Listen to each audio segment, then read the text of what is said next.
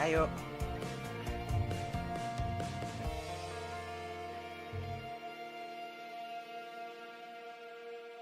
Yeah, how's everyone today? Yeah, I just kind of randomly switched the start and end, no, the start and end screen music with Azatsu music. Because I suddenly realized that, like, I don't know, I just work better switched around, I guess? I don't fucking know. Also, one thing, it's gonna, like, when I start using my 3.0 stuff, it's gonna feel weird not having nearly as many expressions like I do at the moment, because, well, I didn't do that many. Like, it's the neutral state and, like, literally 2 expressions. That's because I just kind of wanted it, done. Now, boy. Speaking of which, on that, like, yeah, I've finished the 2nd expression today. So, yeah, my VTuber model is, like, all ready. I just need to finish off the other bits now. Which, where I'm going will probably, like, I don't know. Probably take me, honestly, not even a week. Like,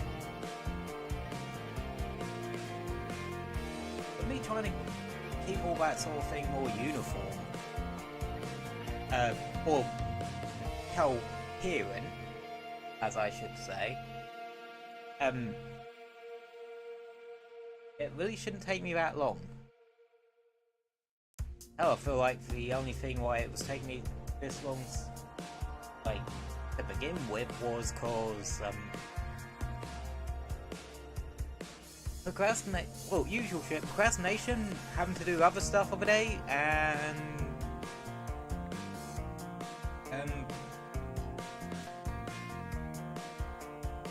lack of ideas or something? I don't know. But, yeah. Anywho. Yeah, as the title suggests, and with folks on YouTube but changing thumbnail suggests, we're, like, actually gonna...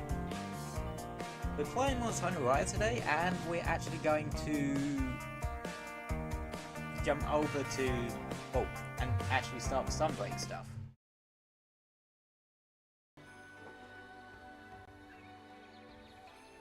And yeah, I did do some off-stream stuff, specifically like doing the 2 Petalace quests, because like I said last time, I wanted to get those done like off stream, and yeah, I did so. Like, got the Underworld one and the Absolute one. But going forward, we're just going to be using the Absolute one, cause yeah, the amount of extra health you can get is fucking ridiculous.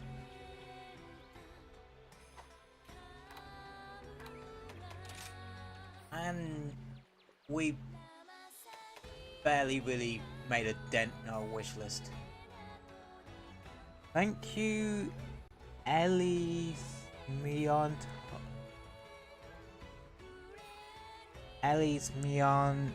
Artisty? I probably butchered that. Actually, I've definitely butchered that. Which is weird, because you'd think I'd be used to pronouncing, stuff, considering, well, I play Monster Hunter and I like Pokemon. So, yeah. Yeah, my reading and writing skills are not the best. But, anyway, let's get this party started. So, to start, the Sunbreak stuff, once you beat Nara, the first time at least, a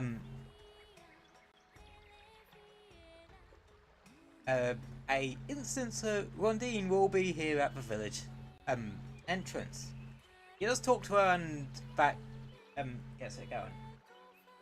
Like, being Nara the first time isn't the first, well, isn't the end of the Kimura story, but, like, the rest of it was added through updates that you need to be a certain HR rank to actually do.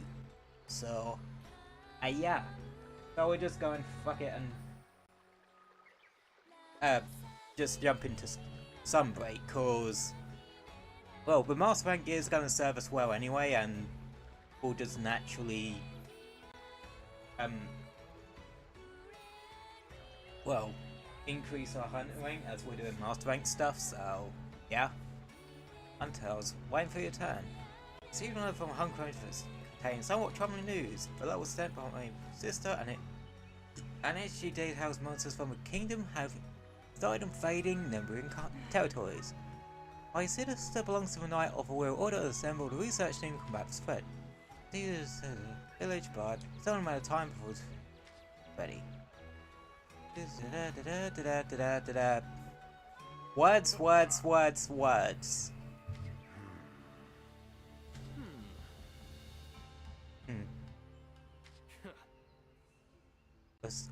And looks like Kimura has made the list of other territories. Like they got another shit to do with. But a Daimyo Hermitar is resided in the Shrine Ruins. That's a first for this region.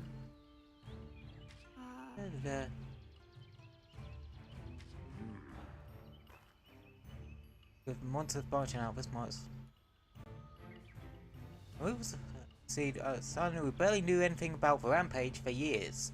I mean, they're not wrong, like, until we started, our character started hunting, like, they really knew bugger all about the rampage.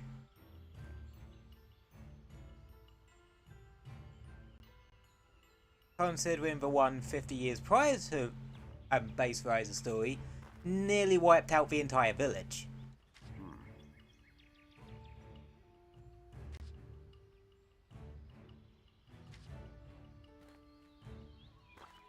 Alrighty. So, I've been waiting for you. Daimyo Hermitar. I actually first encountered one of these back in Full Ultimate? Yeah, Full Ultimate. A special quest has been added. Come back anytime. And I think, ironically, it was in the village quest? Village quest urgent to unlock the high rank village quests in that game. Let's see. I want to bring water resist to this one. Back to work. And I definitely want to go into a team. In with 80.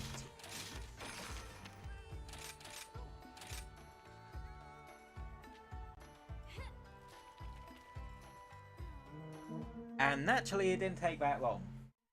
Her fucking czar.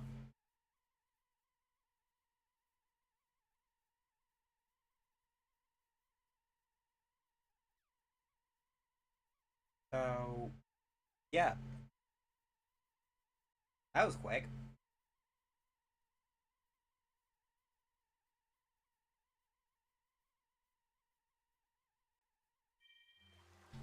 Right. Ready for anything. Let's see.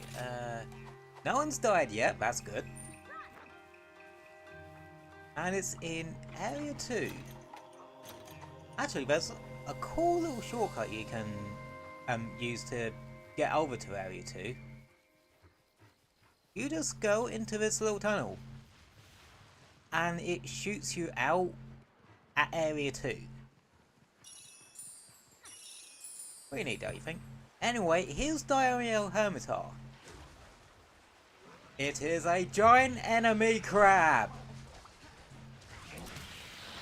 Let's kill it. I wasn't intending to make a sodding seafood pun. It just sorta happened. Anyway.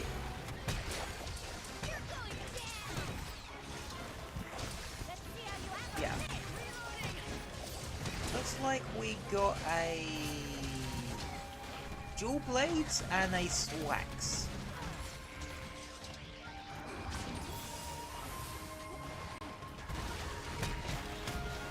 No.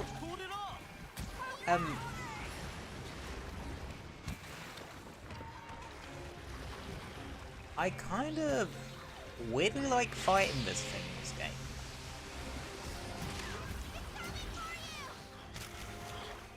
I know. Don't know why. I think I just like its moveset more in Rise than I did like back in Full Ultimate. And plus, like, I come to love crabs a lot more.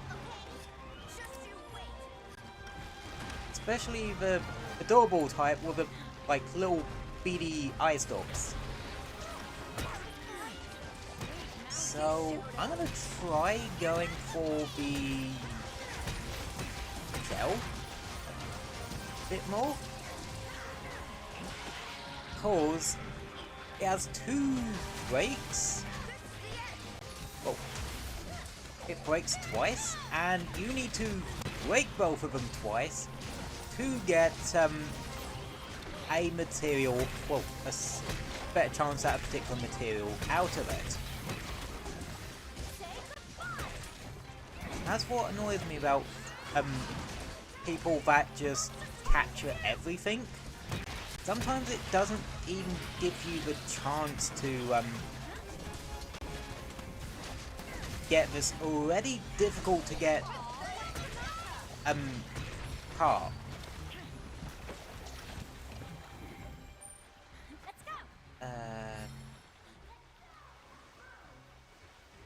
I do know that you can just go up here, right?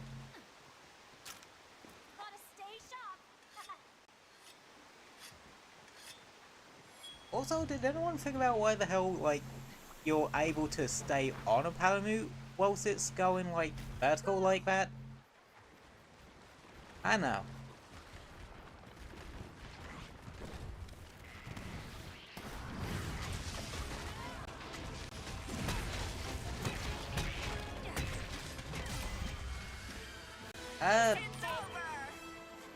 Yeah, we didn't get it anyway. Be needing this. So, I turned stop a little bit when it started shielding itself. Because you don't want to be hitting it when it does that, because it actually counterattacks. Like, it's basically the equivalent of me, like, using the Lance's counter. Right?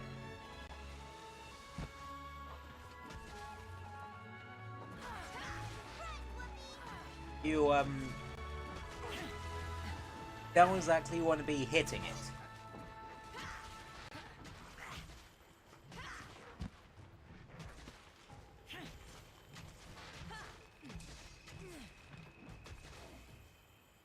I let myself go there a bit. Yeah.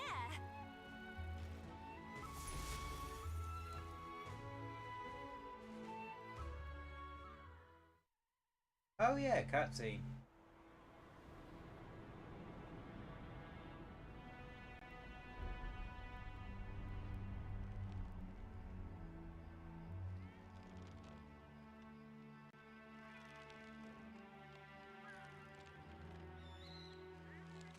And you can even see in the cutscene like its shell's broken.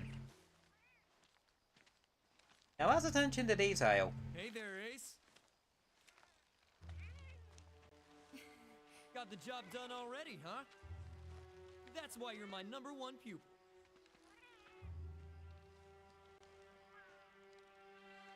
Something wrong? Pointing.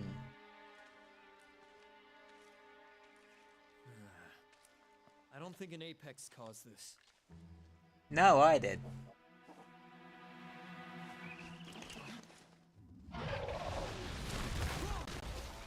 Well, it probably did that.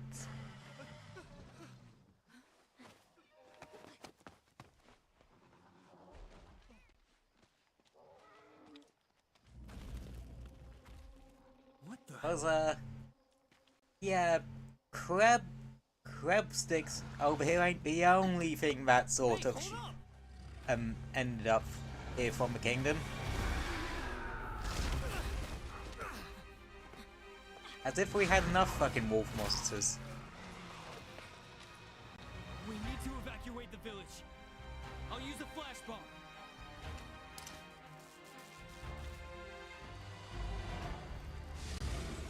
Mm-hmm.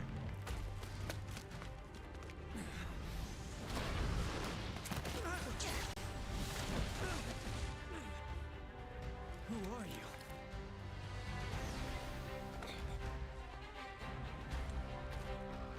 And yeah, meet our main NPC for this. Leave the beast to me. This is a royal matter.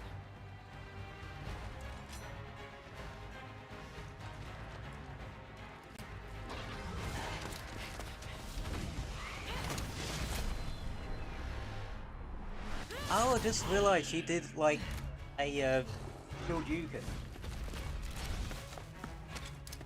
It's what we call like a specific Silkbind skill.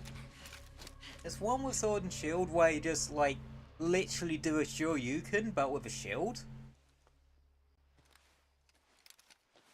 Is he okay? Don't really use it too much. But yeah.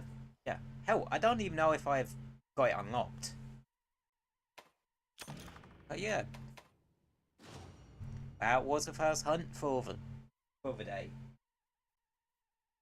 Nice, quick, easy one. Like, Daimyo's not much of an issue for me nowadays.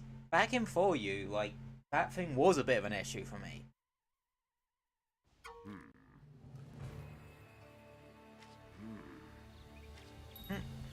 Yep, this is Dame Furaine, Rundine's sister and Knight of the Royal Order. Yeah, she's kinda one of the very important characters of Sunbreak.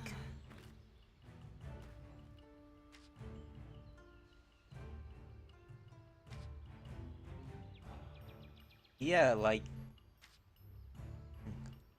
this, but most of the villagers aren't aware of this, but 50 years ago the kingdom suffered its own calamity. The Silvermouse hole up far away from the coastal region, right outside the kingdom's domain. Because of its proximity, it fell within underworld jurisdiction, but there's another reason why the kingdom got involved.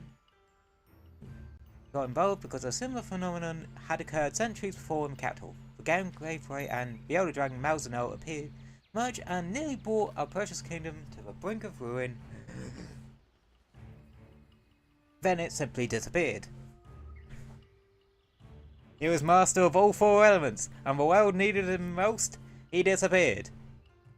Okay, I made the joke. It started to repeat itself 50 years ago. Cry forward, Malzeno emerged, calamity ensued, and then it fucked off again. His whereabouts remain unknown. Just turn. Da da da da da da. Its fence. Elgato. Brand names not. Things most. Hmm.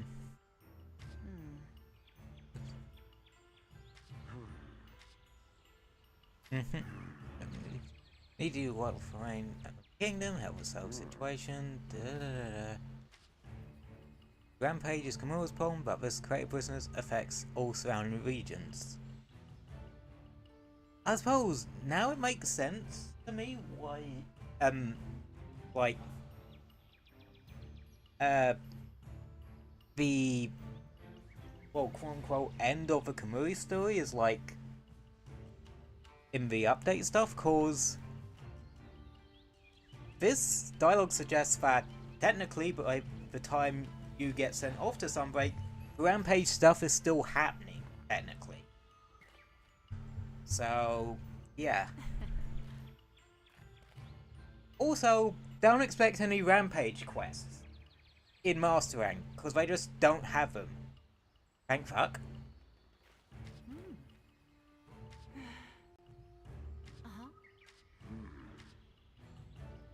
Next.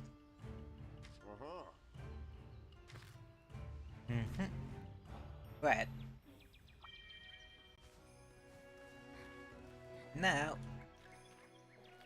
we need to sort our lives out and then get our butts over there.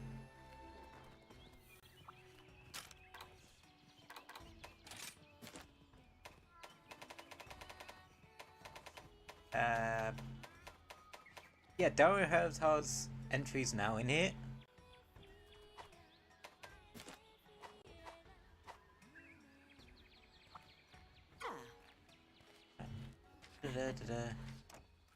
You'll be temporarily be unable to return to Kamura Village. Honestly, that ain't really too much of an issue, cause like, yeah, it doesn't take long for you to regain access to Kamura Village, and well, honestly, yeah, once you unlock Elgato, you're going to want to stick around there as much as possible. Not just like during Sunbreak story, but just generally. There's no real switching back and forth between Kamura and Elgato, like unlike in World Iceborne, where you switching between Astera and Celiana quite a bit. So long.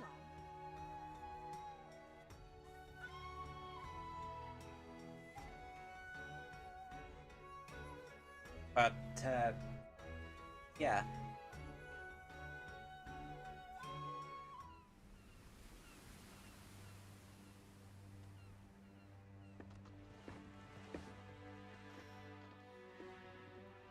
Thank you.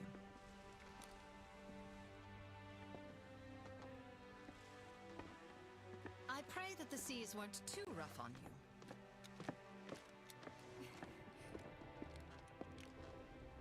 That's good to hear. We shall be in port soon. This is our outpost, Elgato. And there's the title card.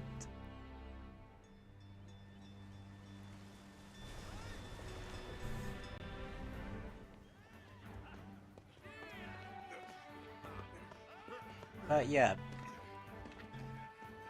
This is very much like how Celiano is in Iceborne, where like all the facilities you need is essentially being condensed down into a smaller sort of space.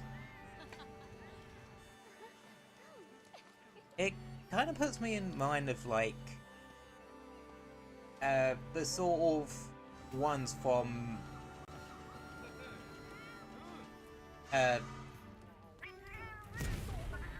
honestly, just because it's like on the sea, it just really reminds me of Mogo Village from I'd be honored to give you the full tour, Pre-Ultimate. but there's someone who wishes to meet you. That was a fucking bit of nostalgia Let's for go. me. Because, like, that was my first Monster Hunter game. Unfortunately, this game doesn't have bracket in it.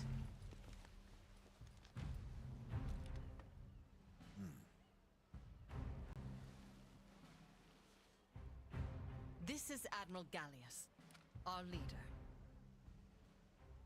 Allow me to introduce you.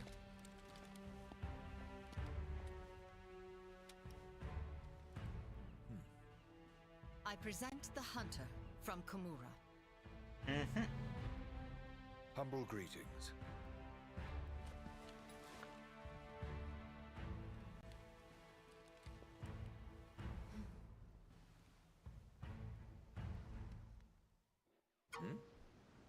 Johnny. Da da da da da da. Dialogue. Dialogue. Dialogue. Oh, Dialogue, dialogue, dialogue. Master rank. Tutorial dialogue. More story dialogue. oh. Dialogue, dialogue. More dialogue. Useless tutorial. Dialogue. Dialogue, dialogue, dialogue. Dialogue. Who's that handsome mofo? Dialogue. Dialogue, dialogue. Tutorial.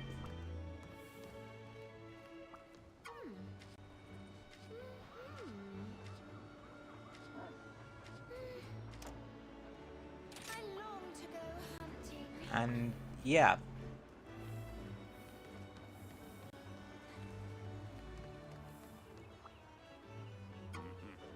Da-da-da. Tunes. Da-da-da. Doctor. I am Food Sushi. Yep, Atsushi's just fucking here for some reason. Sup, Ace? Oh, I love the fact that he says no cahoots, okay? Because one thing you can do in, like, Komura, if you see, like, you can put your Kahoot on your, well, call your Kahoot and walk around with it, and, point it to different places in the environment, well, in Komura and that, and you can literally set, and I think you can literally set it on a sushi or something. Yeah.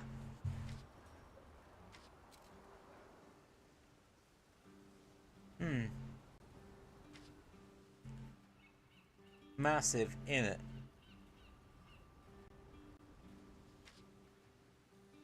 Like the sun fell out. Right. Finally, a new hunting technique I've been working on. I just forgot to tell you about it before you left.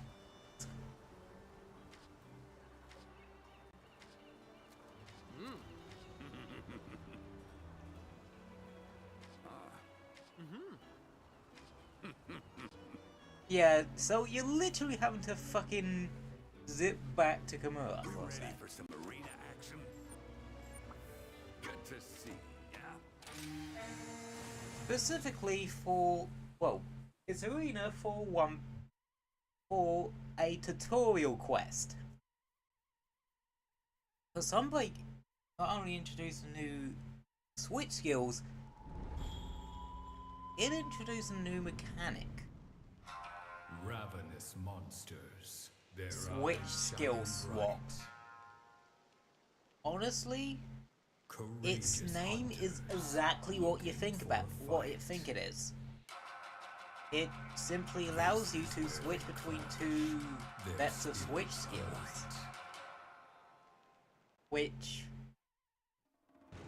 honestly, Ready to thrash? one of the best weapon types, like, for really showcasing that is actually Sword and Shield. And that. Oh, you don't know this new tech. Let's swap out switch skill loadouts on the spot. Like, for instance, with the Sword and Shield example, you could have Shield Basher combo on one set and Drill Slash on the other set. And you can switch between those depending on like if you have a opening on the head or not.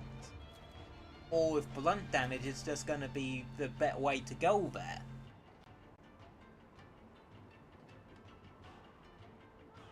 And yeah. And it's not just like one switch skill you can switch between, no. When they mean loadout, they mean loadout. Like, and you can switch out 3. So, I say that, but Sunbreak actually increases the number of switch skills you can have in your loadout to 5. Swapping swords, mouse punches. For your weapon, and then ZL, X, and A. With Blade Master one. Gunner is R, X, and A. You got a blue one, red one, and a blue one. And here's the kicker. Some armor skills you get are based around the switch skill swap. I am not kidding, like they are legit built around it. And yeah, like a lot of the stuff a lot of the mechanics are sort of very simple, but God, this game knows how to use what it has well. Again, there's a reason why I do prefer it over World. Like, or I learned that I prefer it over World. It does some of the stuff I just want Monster Hunter games to do. And yeah. Windblade combo. Blade slash. Ah! Now, Great Sword. Notice that switch skill. Surge slash combo. We are using that. Well, we are now going to be using Great Sword because we have that. Shield tackle. Cannon.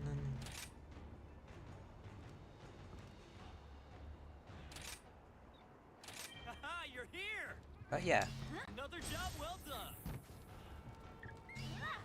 Listen up. Also, you can do. Also, notice that. Yeah. After I press B, I immediately like.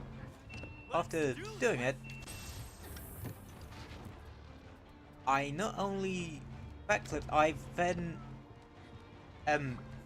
drew out my weapon. Yeah. Like. Good to see you. Da, da, da, da, da.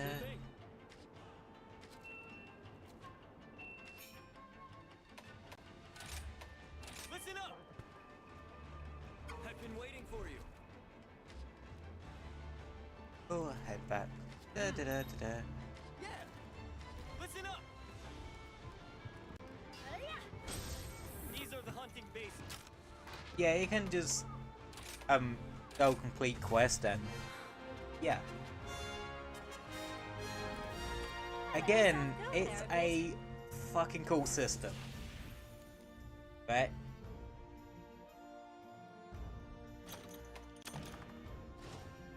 one switch skill has been added for all weapons. So yeah.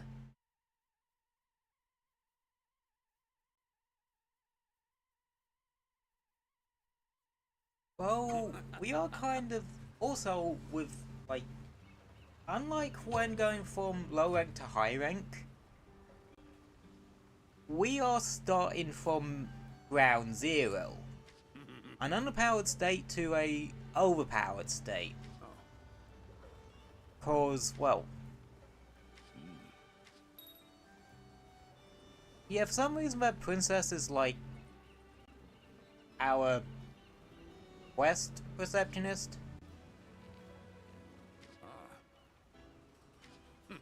She didn't want to be locked up in the castle, whatever. So she became quest receptionist.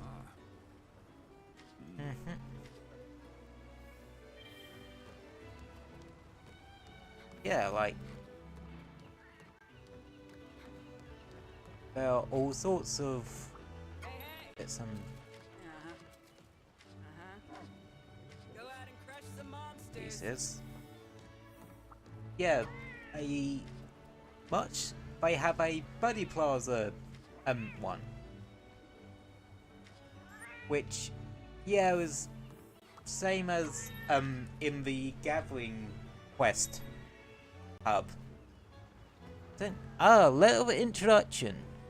See, this is why once you get to Sunbreak, you're really not gonna have an issue with Zenny anymore. At all.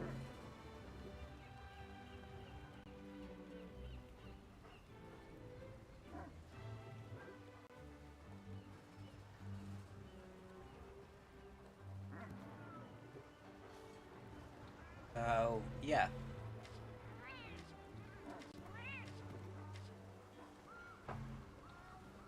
Ignore that.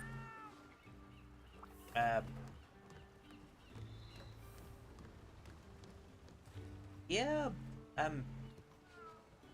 yeah, I need to use the little spares real quick, so,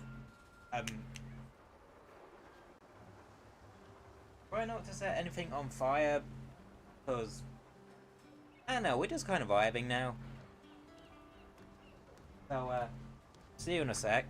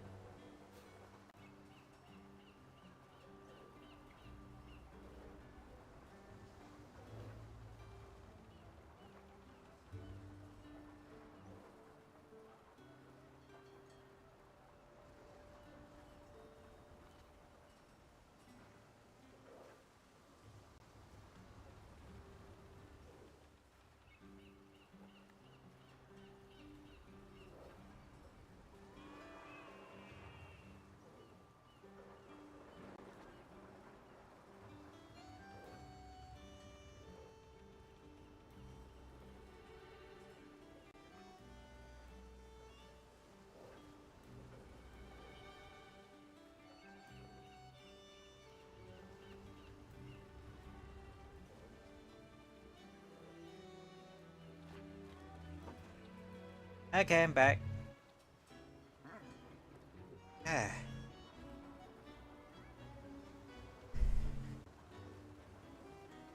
Anywho, Elgato.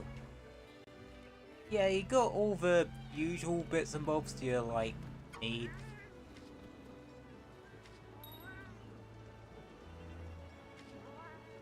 Hopping skewers. You'll level up or level down a dango, and it either makes it less powerful or more powerful. You got your shop and Welcome to my shop. melder person.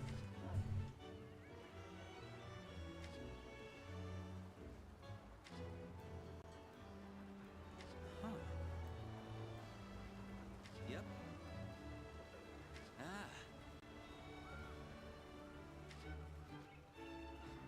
Okay then. See you soon. And your smithy. Wow. Honestly, whenever I like see smithies in like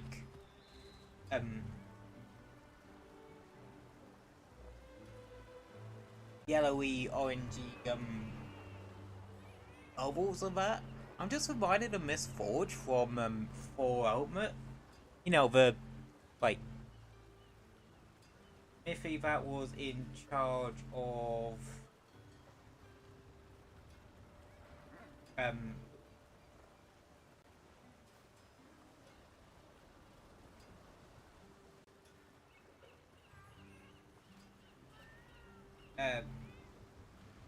decorations? I know. I think so. At least. I haven't played 4 Ultimate in years, so yeah.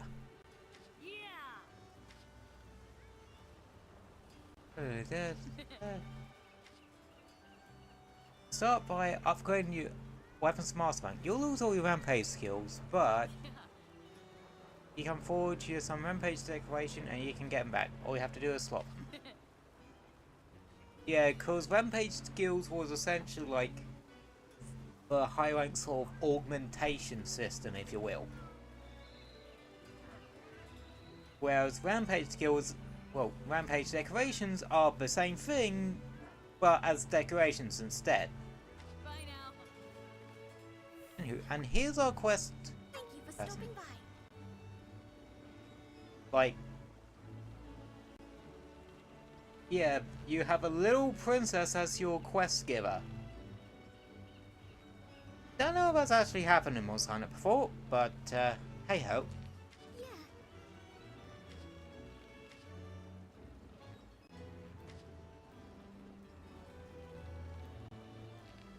Pleasure. Works basically the most urgent goal is to defeat Malzeno and that's to tear out the kingdom since well forever. That's we need to stop. Kingdom wars have gone invading other territory to prevent the collapse of the ecosystem. The 3 types of monsters among those of the kingdom are particularly influential. The 3 laws. Lunagron, which we saw in that cutscene, Garanagom,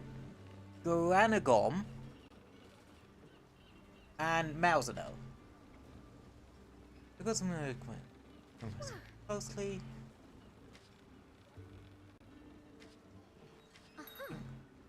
There's a courier, and the ship now houses your room.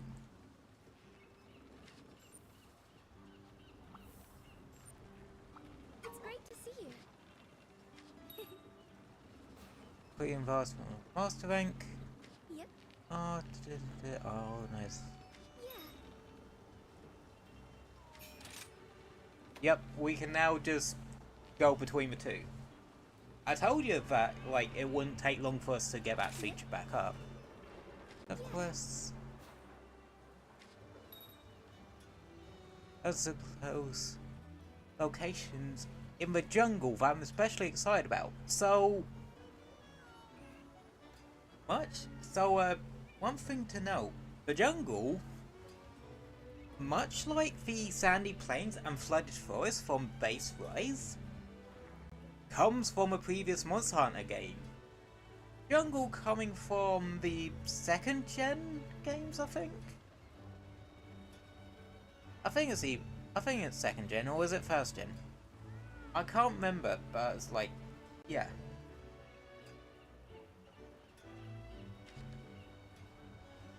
Let's list for you, and yeah.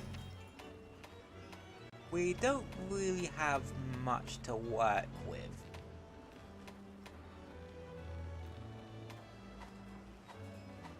I look forward to your safe return.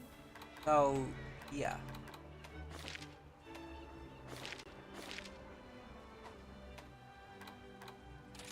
We don't have much to work with in...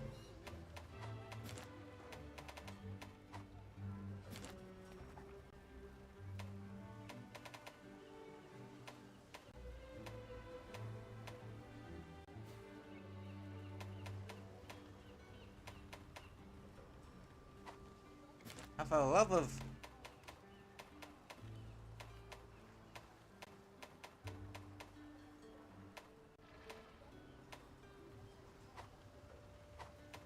There we go. Okay. Hey there! Level 4 decorations. If you played Iceborne, you should be familiar with these. But, unlike Iceborne, much like with... well... the decorations... well... the 1, 2 and 3 star decorations from... right, you should be familiar with in Rise. You can craft them. See you soon! How are things? Like, yeah.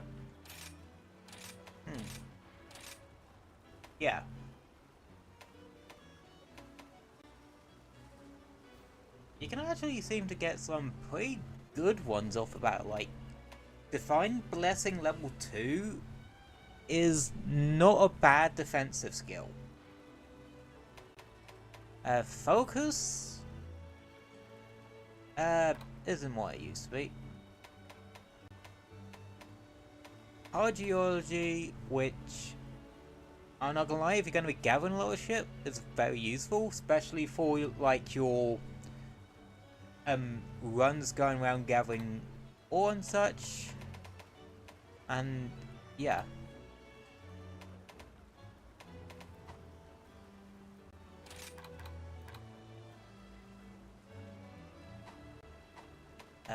Let's see. Alright, let's make it So,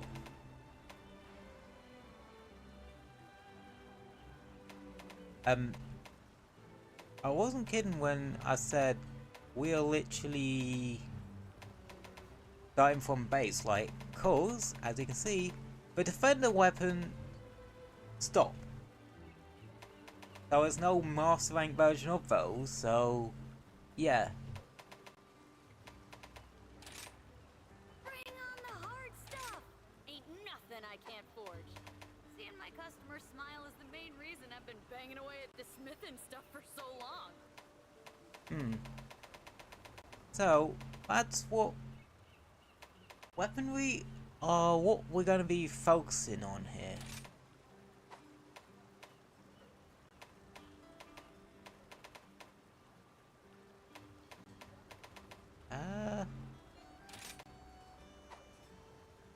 Yeah.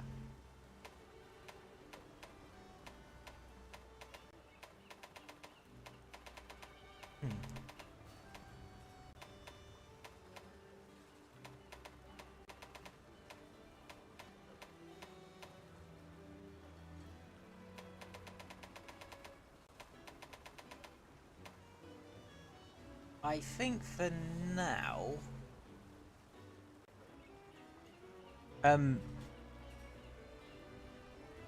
it is worth us trying to focus on When you need me.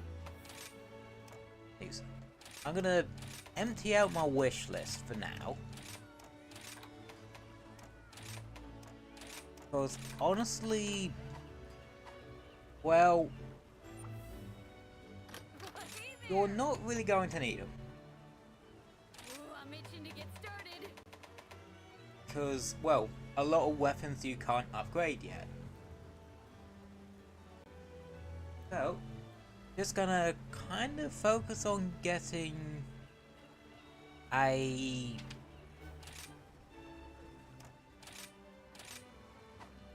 fresh set of gear. Let's get you fixed up then, shall we? Now, armor-wise, the most ranked variants are called X.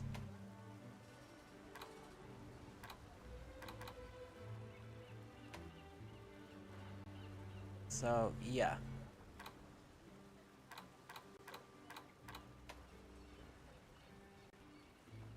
And I have been wanting to be a blacksmith ever since I was little. See you soon! Thank you for stopping by. Please select the quest that best suits you.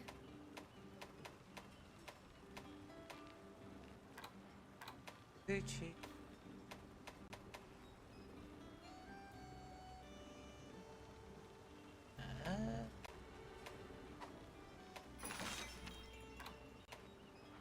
Yeah, got Tour of Ruins, Tour of the Jungle.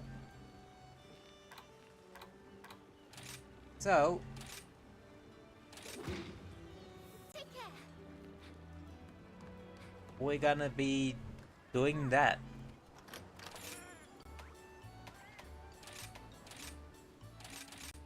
Yeah, I wasn't kidding when I said we were literally gonna just be just surviving, because we need to kind of set up a little bit To go. before we can really jump into mastering too much. Yep. Huh. Change our minds, did we?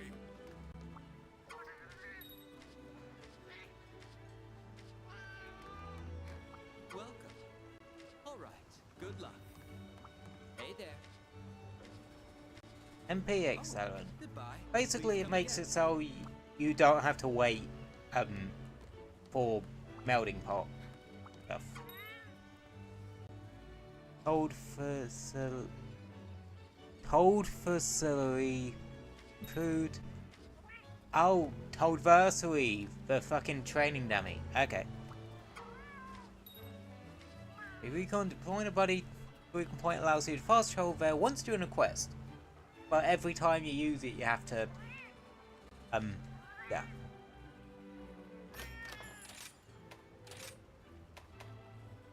Yeah, you can even scout buddies from here.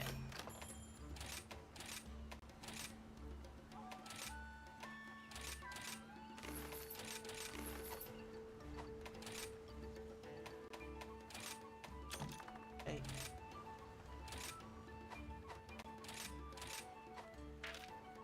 So, yeah.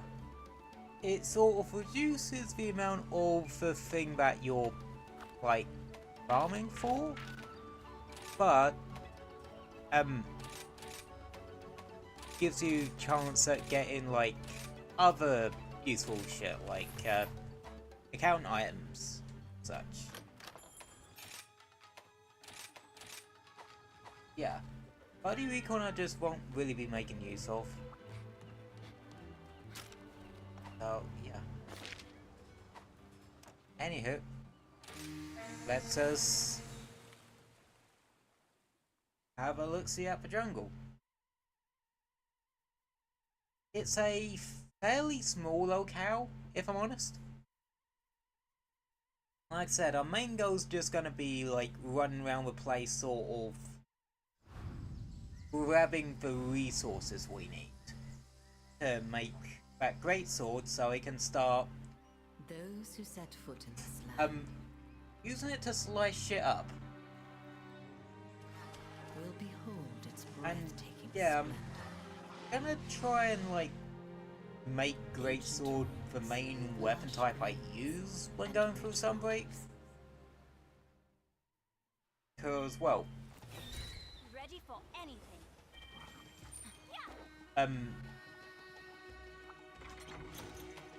there's a reason why, well, surge/combo. What can I say? Like, that shit's actually really damn strong. Anywho, here is And here's the small monsters that you're going to be finding here. Velociprey. Now there isn't Velocidrome, unfortunately. Anywho, this gives me a chance to sort of explain like some changes to master rank versions of locale. Now obviously you get master rank versions of materials I'm at from the gathering points. Also, let me actually talk about with the setting.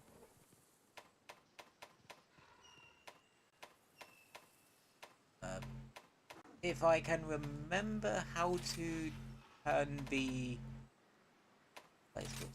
info. Well, the weapon is drawn.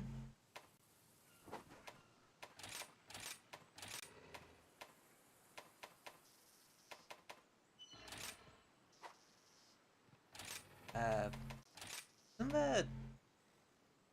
Huh.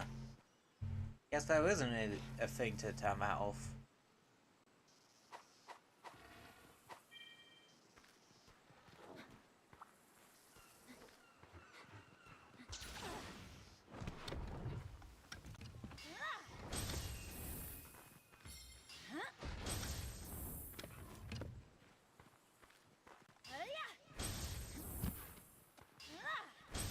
Okay. Anyway, Endemic Life. There's quite a few new ones you're going to be seeing around here. One, you'll see red and yellow glowing wire bugs. This will still give you a charge as per usual, but change up some stuff in terms of wyvern riding. Gold wire bugs make it so you can get 6 shinies out of wyvern, or out of a monster when you're hitting it via wyvern riding, and the red one makes it so wyvern riding does more damage.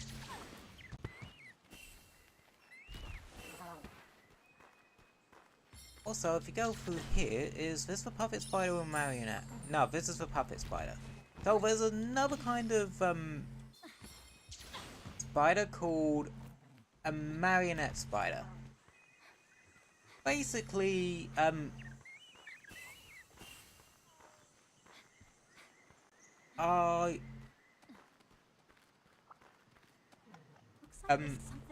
of you guys familiar with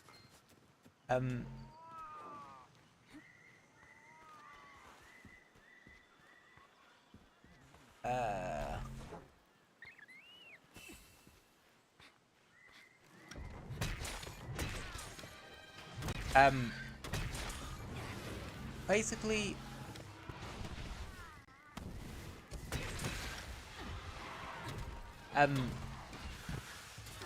so you know how Clutch Claw is in Iceborne, and the fact that you can just yeet monsters into walls with it. Well, marionette spiders are basically that entire functionality. You just use them to launch stuff in the direction you are. Firstly, you'll put a, like, thread out, and if it hits a monster, a thread will be drawn between you and the monster. No different to like kunai abilities. Oh, silk skills that silkbind skills that utilize the kunai, like the one from Lance or Dual Blades. And what they'll do is, well, then you can use that to launch a monster in a specific direction.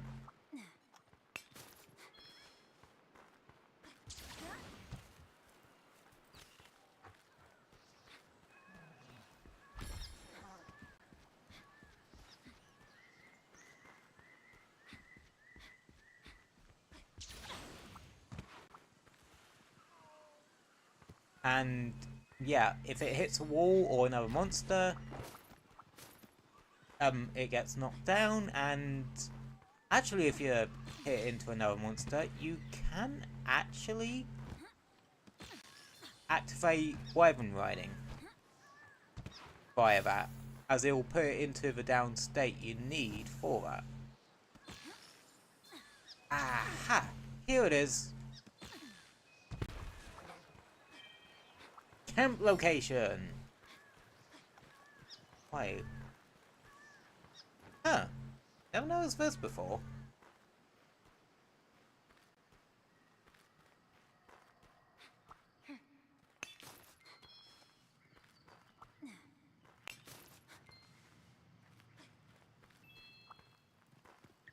Okay.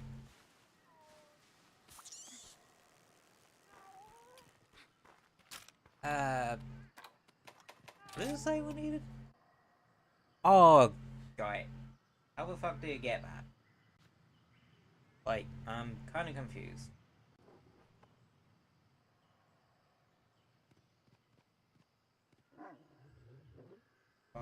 Okay. Oh. Ah. Okay, yeah. Shrine ruins. How do you get the tough claws either?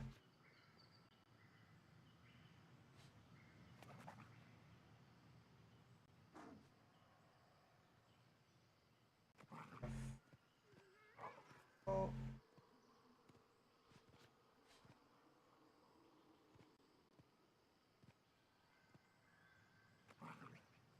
Okay.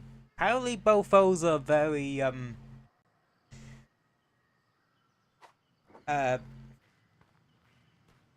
well, you get those mainly in the shrine ruins, not the jungle. Oh yeah, fire beetle. You can inflict fire blight on it. I don't know what else to really say here. Ah, slicer crabs will attack any nearby monster for not that much damage. However, if you've trapped or toppled a monster, they will go crazy on it, doing a crap ton of damage.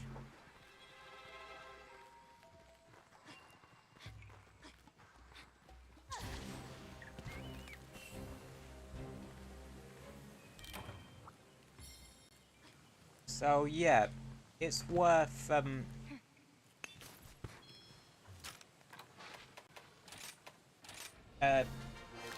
making, well, if you're in that area that got like a puppet spider or a marionette spider, if your target is in that particular area, use it. And yeah, you can get a lot of damage out that way.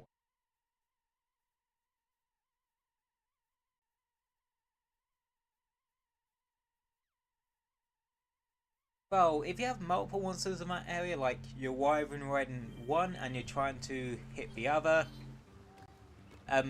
be aware which one actually gets downed. Hey there. Also, yeah. All right. What's up, Ken? Why, hello. Here's Oh, a list of questions. yeah. We now need to do one in the Shrine Ruins so we can get, well, all the stuff we need. Do I have a defender? No, I really don't have one I can use for that, unfortunately. But we're only going to be, like, fighting, well, beating the crap out of a Jaguars and Azuchi there, and getting the ore guy.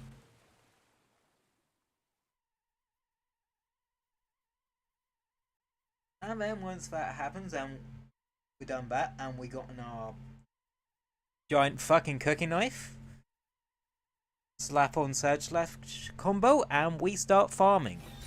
Ready don't ask me what monster we're going to be farming first. I actually can't remember what one would be a good one.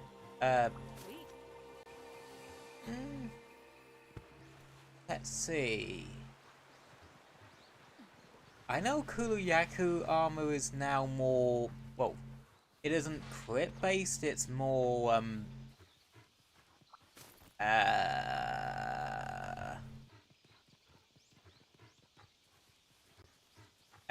blunt based, and I kind of more want like one that's gonna be a bit more universally clear. Also, there will be some streams that are just gonna be like pure grinding. Because obviously with the defender weapons and Black Belt S armor, we didn't really have to grind, so... Nothing personal. Yeah. Tough Claw. Oh, we could have got it from the velocity drum. Don't mind me.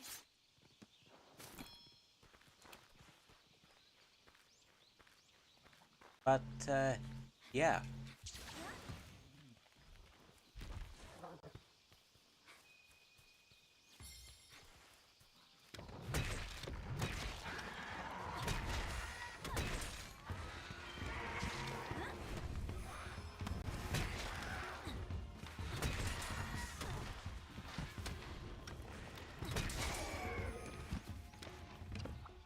Nothing personal. I think for a nice good starter set of equipment, I don't think we would go wrong with Great Azuchi gear.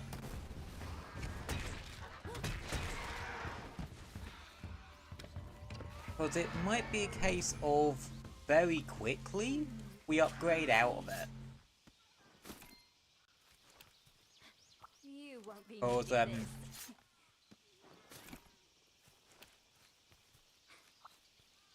I don't know about like ranks 1, 2, and 3, but I know Let's get the show on the road. rank 4. That's well before Nothing MR personal. must before Starship. Yep.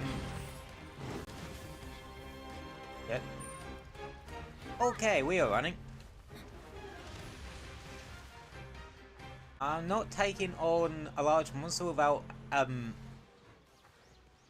that great sword.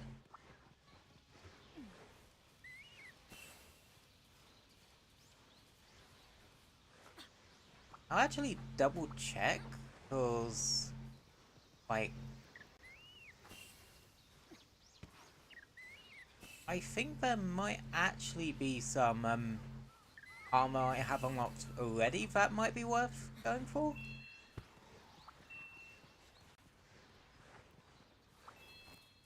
Cause the two things I want to hone in on early on are crit or attack and sharpness management.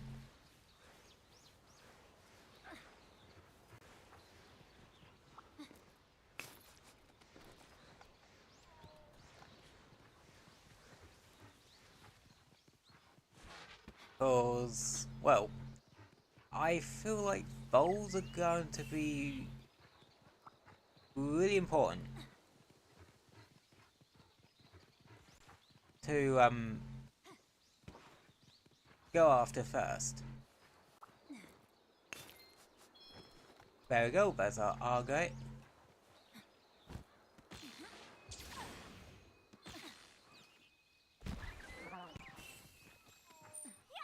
And now we just need the tough claws. Can we get them from these guys? I don't think we can.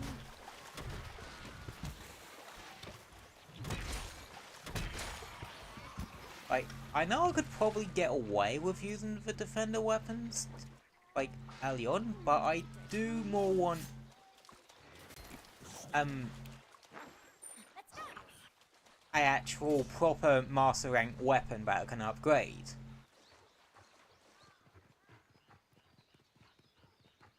Till I get to a point where I'm really gonna start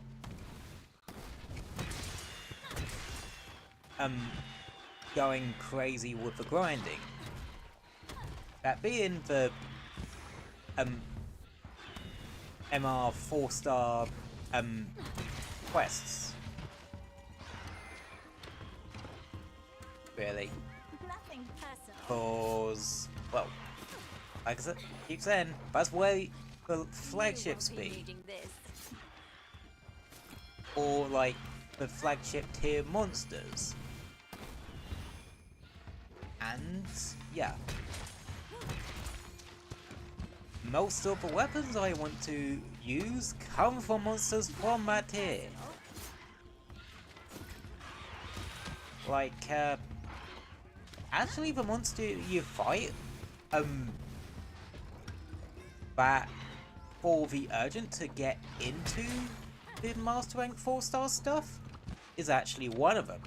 You won't be And it's one we've literally just seen already. Yeah, it's Lunagron. I want the Lunagron weapons. Gotta stay sharp. Because they are pretty weapons. Granted, they're not like crazy on elements. There are other ones that are like better in that particular element for elemental damage, but is it really Monster Hunter if you don't like at some point just go fuck stats, I want to use the cool looking weapon, even though lead weapons are a thing?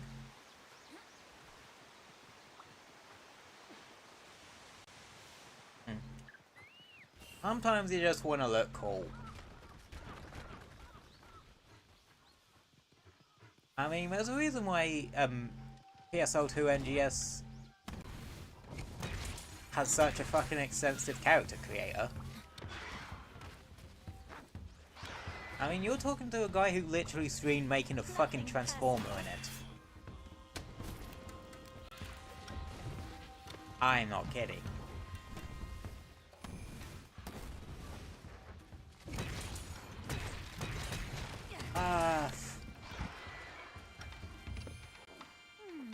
Okay, there is a sub-quest I am thinking of, but, I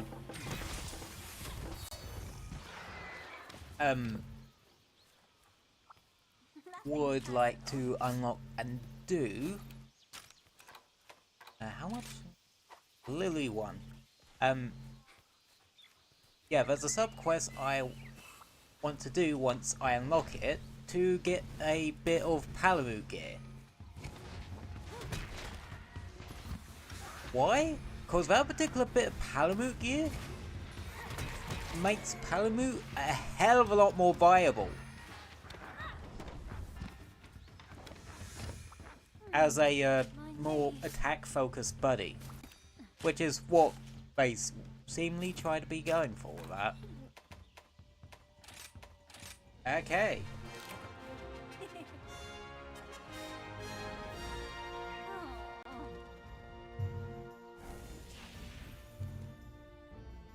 Huh.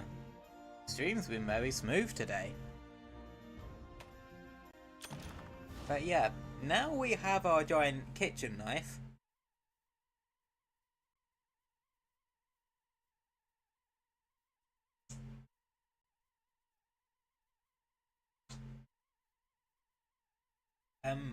We can start chopping shit up.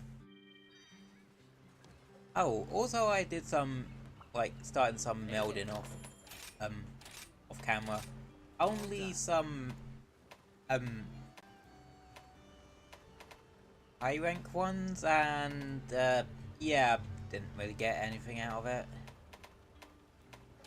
I'm just gonna sell this batch, like, there was zero point in keeping it. Hope to see you again soon. So, yeah. Also, there might be times where you see me, like, potentially running, 2 palicos? That's because of a feature that will unlock later that allows us to switch Palico's skills out. And yeah, Mint's coming back. Mint is gonna be joining Seeds as like my gathering duo at some point, and you might end up seeing like one day where well, one stream and I just have like 20 or so fucking palicos. Or probably like 10 more so palicos. Yeah. Don't know why the fuck I would need 2 of each type, but hey ho. Or like a second, or I'd be running Crimson and Indigo. So that, like, well, that's more so after I unlock,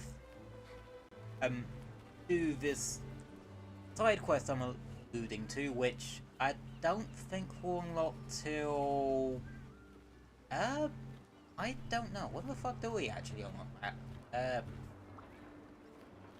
Hold on. Well, it's not like haven't been consulting Google every 5 seconds today, so...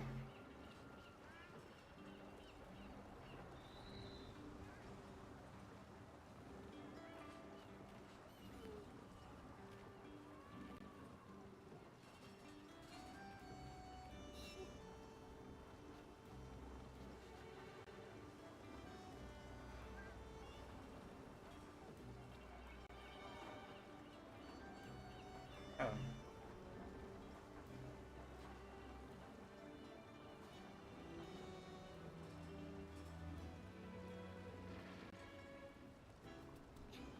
side clear.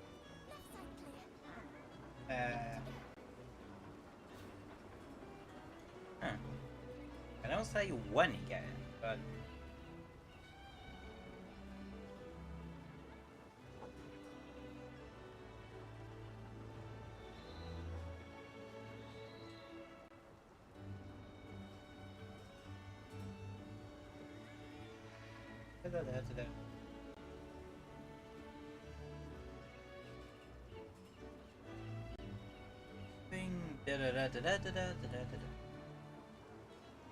Oh, okay. Like, it's not actually too far in. Left side clear. Like, next star rank? Like, as we're progressing through the next, like, M2 star stuff? Yeah, the side quest for getting it pops up. And it's a pretty simple side quest. Okay. Hey, good to see ya. Right. Like, well, the iron's done. Knife. Okay, Well, what I'm itching to armor was get it? started. What one had it?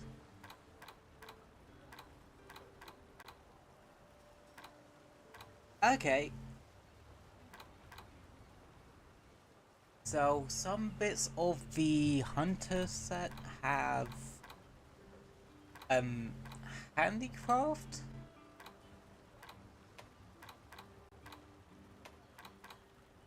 But at the same But everything Master time, taught me to good use. Okay, good I luck. think I would rather prefer to just get full,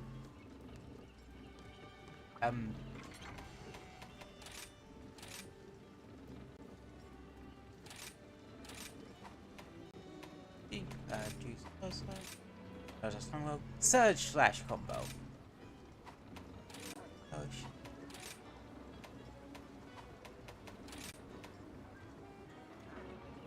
Mm-hmm.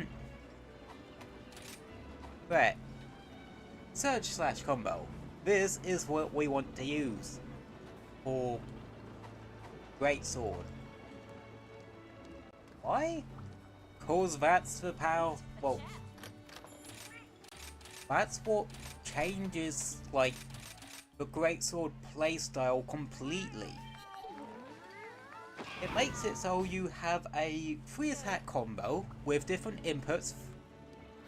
Oh. Back to XA and X and A. And yeah.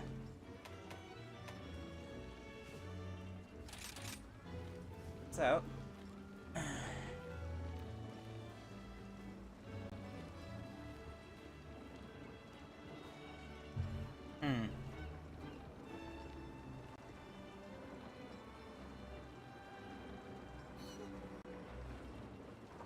There's gonna be no one doing this one, isn't there?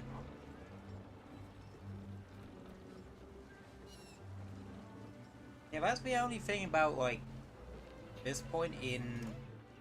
Oh, this far after Sunbreak's content cycle finished. Like, people aren't gonna be, like, on the lower ranks as much. Unless they're grinding. And especially true for Rise, cause... Well, especially true for the Switch version of Rise, cause... most people are going to be playing the PC version, if they're playing Rise at all, cause they might actually just be playing... World or Iceborne at the moment, since... Well, it's generally the more popular out the two. And yeah, it's a bit unfortunate, but if we have to solo it, we have to solo it. Like,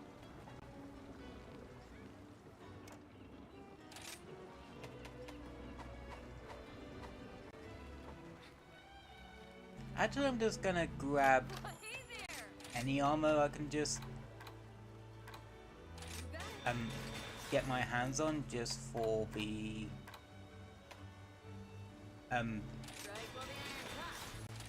defense boost.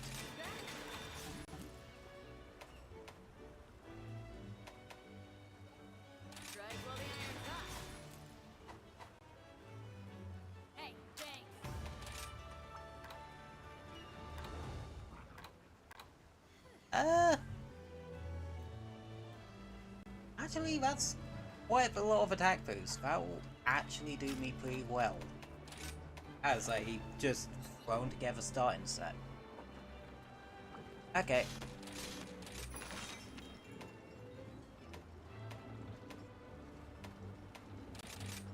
Let's see if we can, like, jump into any multiplayer things for these. Okay, that was weird. I think I was probably trying to join one, but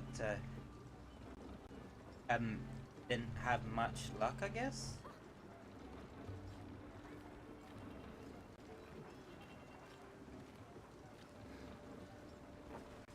Maybe.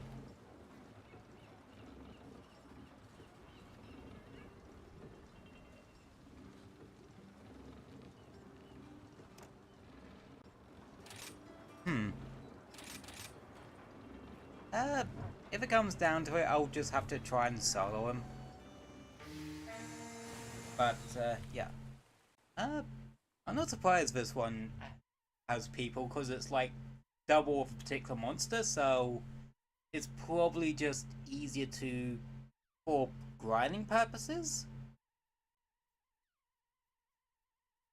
Yeah, this loading screen is rather pretty, but it also just kind of spoils all the monsters. Okay, he's taken down one of the Azuros. I'm assuming... might be resting or some shit.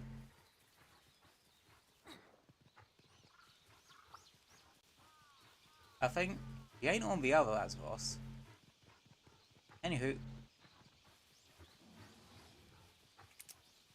Right. Found it.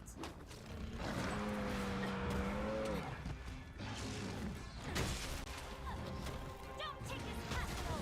Yeah, like I said, it completely changes the game with Here it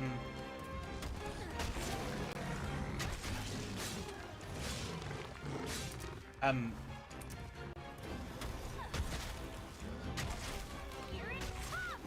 For what? Great Sword.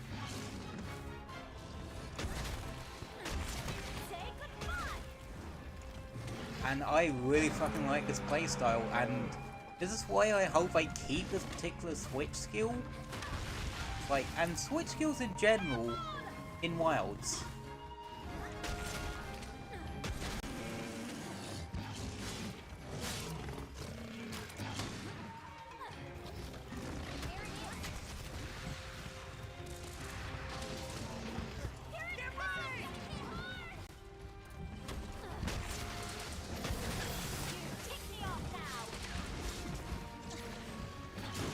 Yeah, this fucker's gonna be hitting pretty hard.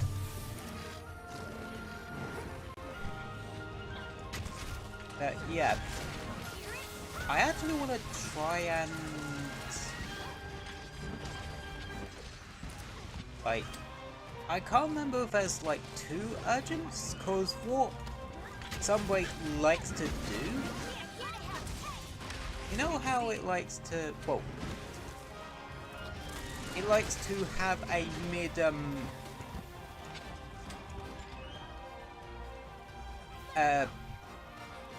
star rank urgent a lot of the time. Sometimes maybe even more than 1. I don't know if, like, M1 star has it, but, yeah. We'll see if it does. And if it don't, we'll actually do that urgent.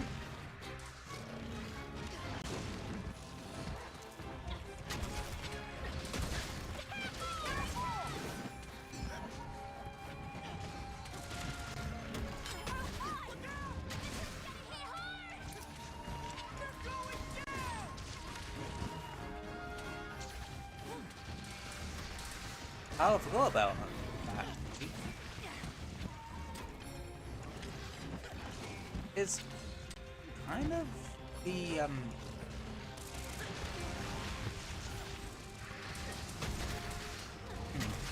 see how you handle this.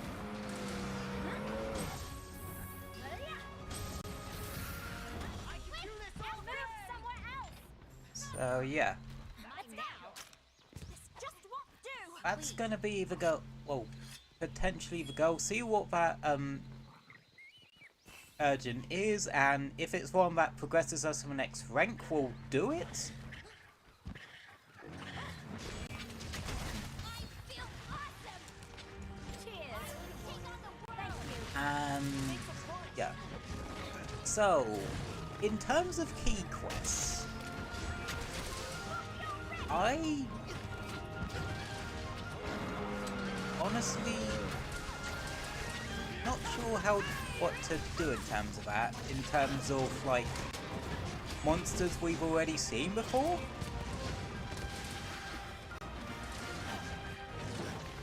Because I have a weirdly Let's Play approach to streams.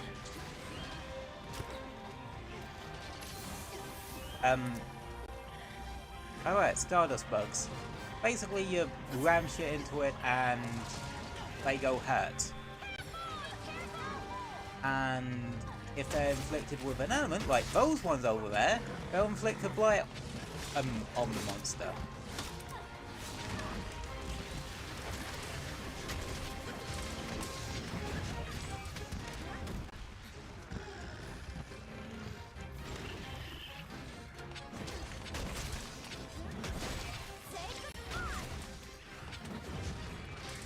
So, yeah. I'm thinking potentially to do in terms of that is if the key quest is for a monster we have fought before, but it's not like the last one we do. Because unlike with Base Rise, Sunbreak like properly denotes how many key quests you do need to do before you do a mid star rank urgent, unlike with Base Rise, which they just kind of spring it on you.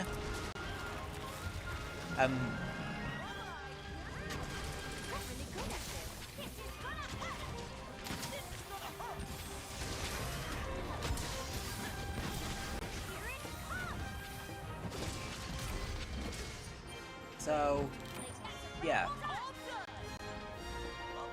I'm probably gonna do it that way so that, like,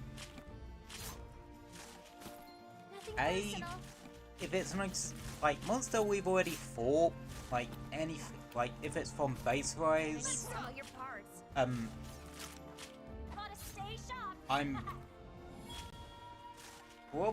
could potentially do that off stream. Especially if it's like something I want to grind. Like Mizu or Rathlos or something. But honestly, probably won't either, if I'm honest. I don't know, I'm still making my mind up about that.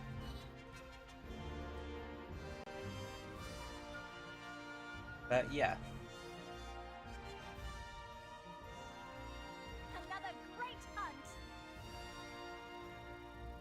Honestly, since I think like for some break streams are just going to be more grinding in nature, I think it's probably just going to be a case of like I do actually just keep them to doing those on stream, even if they are monsters we've done before, because I might be liable to grind.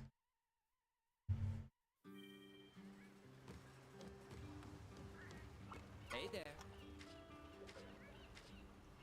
Okay then. See you soon. Oh, I just realized something. There's actually like a non-elemental weapon later on that I wouldn't mind trying to, well, farm that particular monster of.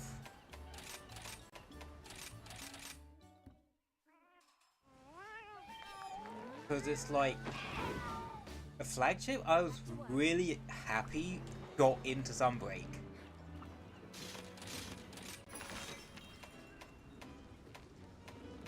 Because honestly, I do think Sunbreak's roster's pretty stacked.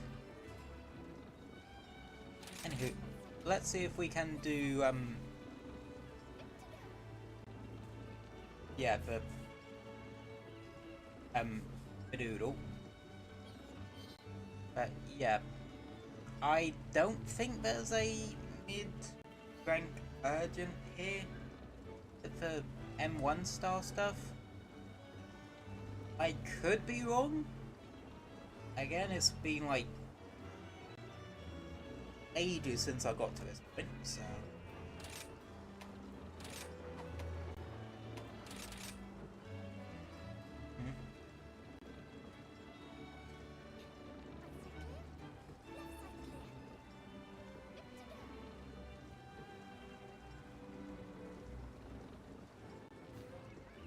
So, yeah.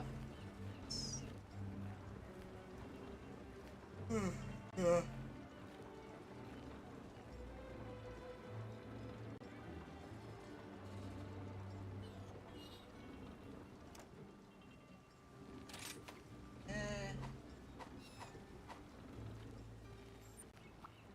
In that case, I'll just do it myself and just do the Take care. Velociraptor Hermitar one. Since like it's a small monster culling one, so it's fair piss easy to do. Let's make this a quick one. Let's go.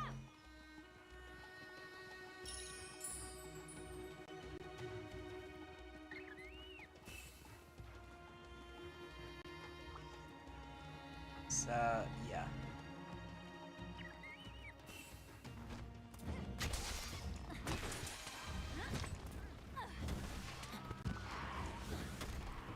Yeah, so going out of a jump will just immediately put you into your charge slash combo.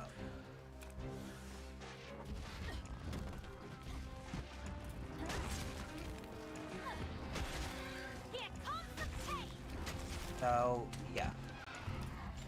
I just want to see what this urgent is, and if it's one to get me onto the next rank, then I'll do it. Cause, well, once you get to the M-Star 2 stuff, like I said, that's where you get a thing for particular Palamu gear, which is bloody strong.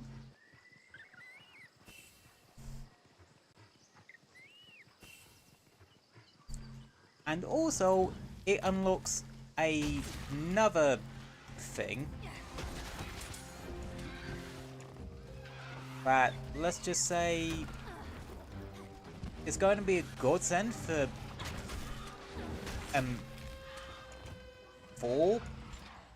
streaming, because I won't have to rely on there actually being other people like doing that quest as much.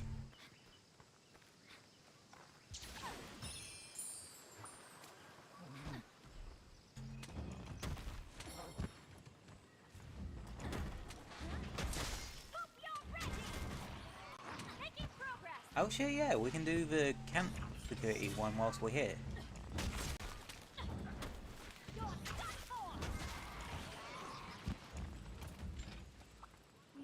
Well, we honestly don't really need the sub camp for the jungle.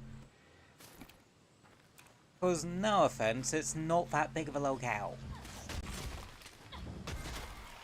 In fact, I think it's probably like the smallest normal locale.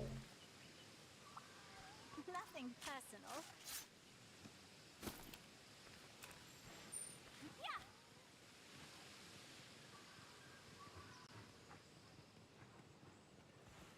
So, yeah.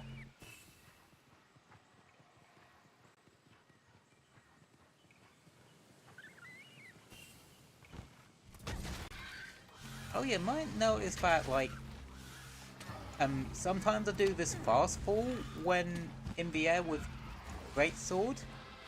You do that by pressing ZR.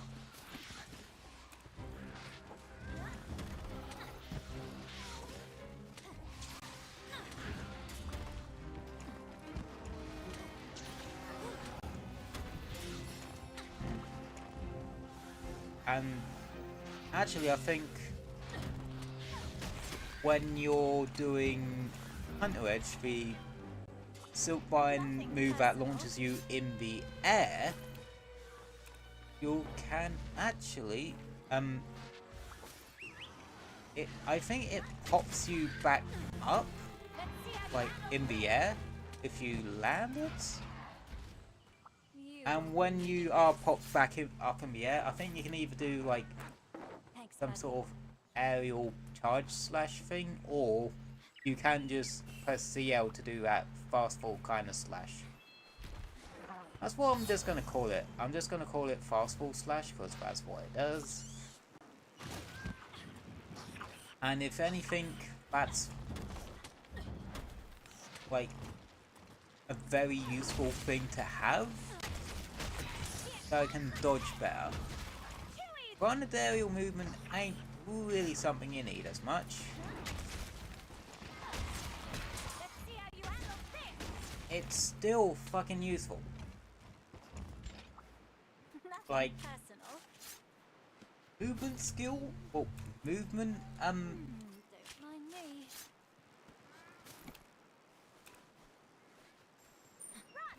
skills are very damn useful.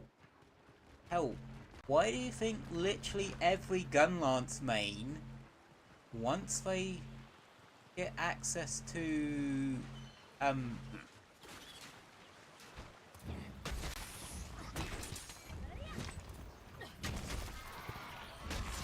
Progress.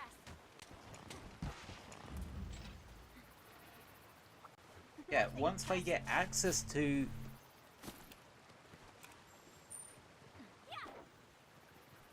Blast Stash, they just don't, not use it.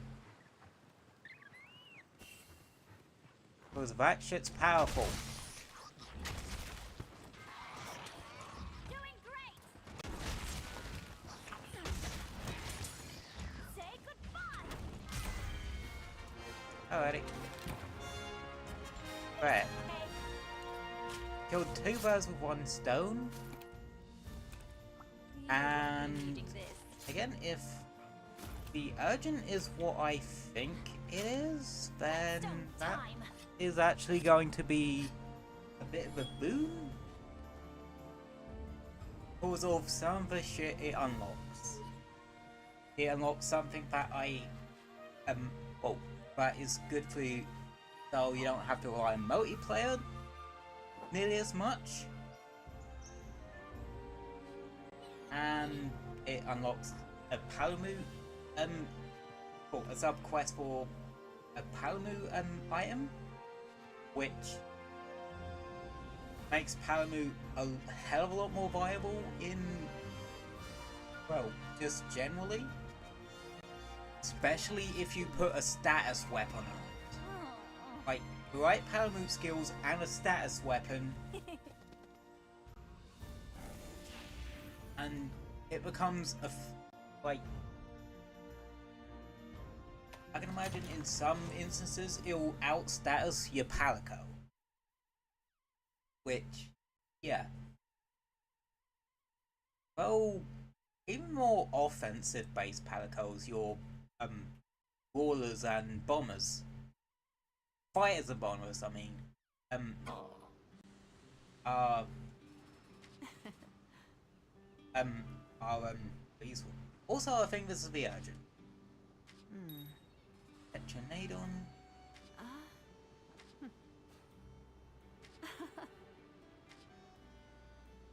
No. Okay, it is not the one I was thinking of. Welcome. Yep. Goodbye. Please come again. I have faith that you will fulfill your duty. Yeah, Quest. there's a special test for you. Yeah, it's a Come again. Petra. Petronadon. Okay, it's not the one I was thinking of. Not the urgent I was thinking of. Okay, so there is a mid-rank urgent for the M1 star stuff. Huh, interesting. Well, we'll quickly see if we can get into a lobby for that. Or get into a hunter help request for that.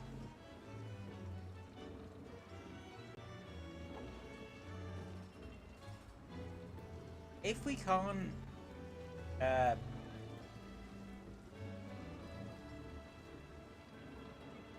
well, if we can't, I guess.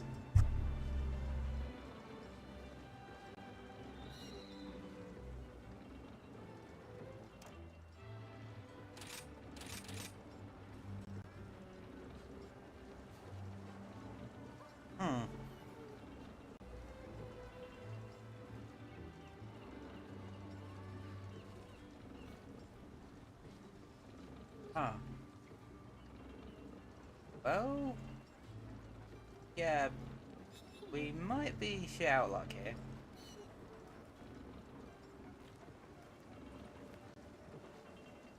And, well, I want to wait till the urgent I thought this one was, but isn't, before really trying to do any Master Rank quests solo, cause, well, once you get to the M-Star stuff, I think you unlock a particular feature that makes doing it solo a bit more bearable in a way. Well, not bearable, just a bit easier.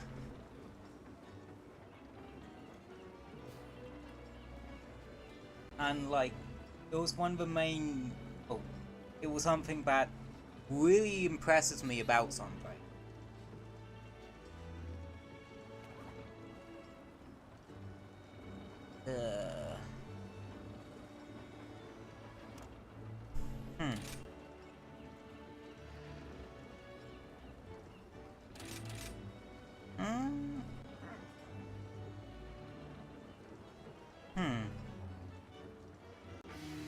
Oh, we got one. As they say in Ghostbusters, we got one!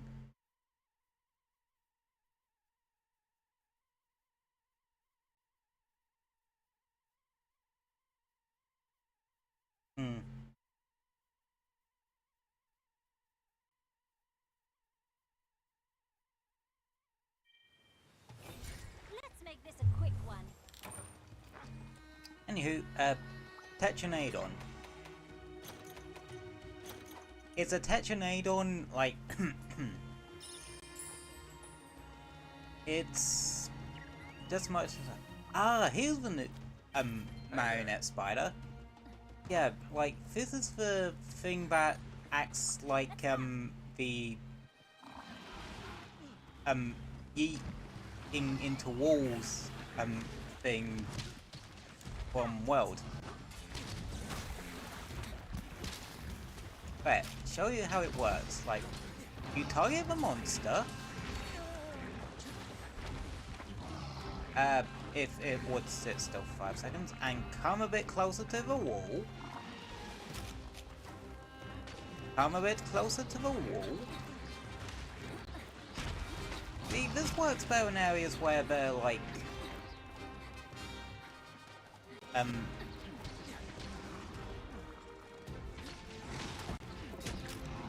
not done yet. okay, you attach it to a monster, and then in the direction you want to eat it, face the direction you want to eat it, and press Y, and you'll, well, supposedly you eat it in the thing. Hiya there, Sting Spider. Just doing this urgent. Yeah, that's how the marionette spider works. This is the second time this guy's got pinned down, and he's dead. You're gonna be fine. Here it comes. Uh-oh. Oh, I knocked him down just before he can do a thingy. I can word it ports. Oh, real little, so yeah. Alrighty. Who's up for walkies? See if I can try. Well done. And Well done. if I can. No problem. Ye into the Ludroth. Nice. Let me take control. I don't know how to kill Pink Grappling and well solo because no one do it always gets me with a tail. Ah! you come to the right person, because I hate pink raffians with a passion. But yeah, see, with raffians in world, they have a there's a thing about them. If you actually get the tail sever on them, like you cut off their tail, they actually can no longer poison you. So, if you try to grab a cutting weapon and aim for its tail and cut that off, that might make your life easier, cause it will no longer be able to poison you. And I noticed after you do that, fighting Pink Raffian becomes a hell of a lot easier.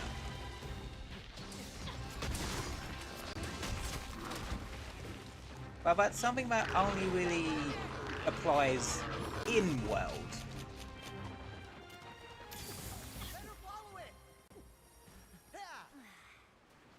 So yeah, go for the tail, cut it off. Your life should be 10 times easier from then on out. Thanks, appreciate it. And no props. Always happy to help out a fellow hunter with some advice.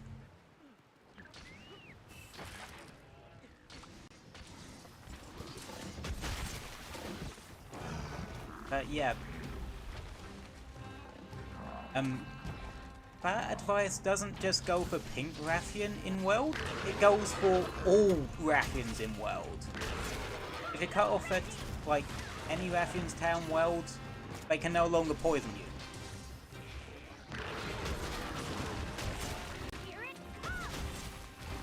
I actually don't think there's any other interactions like quite like that in world.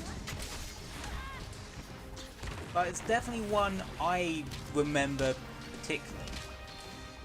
Mostly because I funnily enough actually have a personal vendetta against Pink Raffian.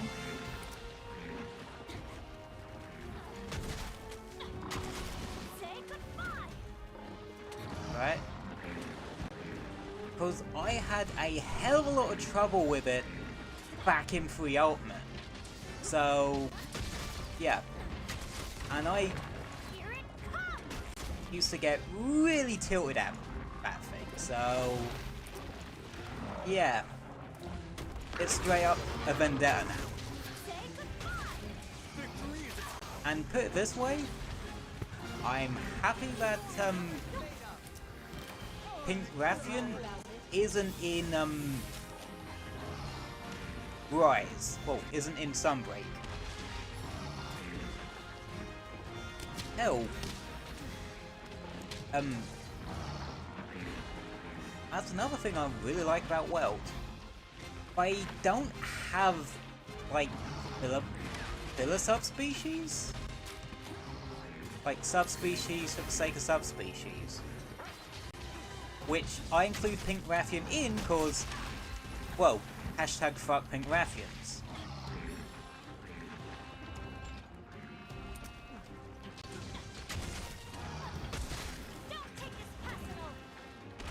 Like, that weird tail somersault crap is actually very annoying. But yeah.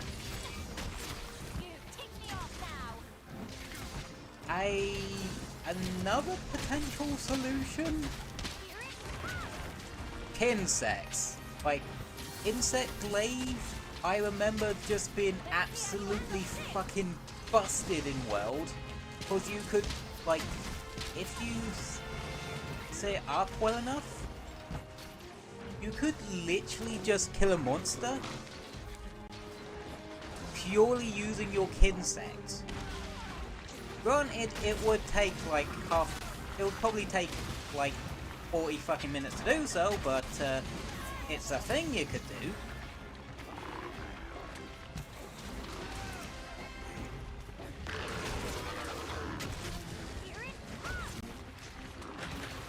Also, Insect Glaive in general is good for more aerial monsters.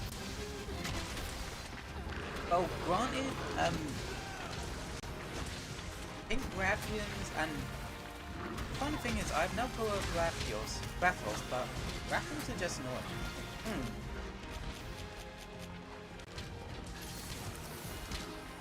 Yeah, I know the feeling. Like,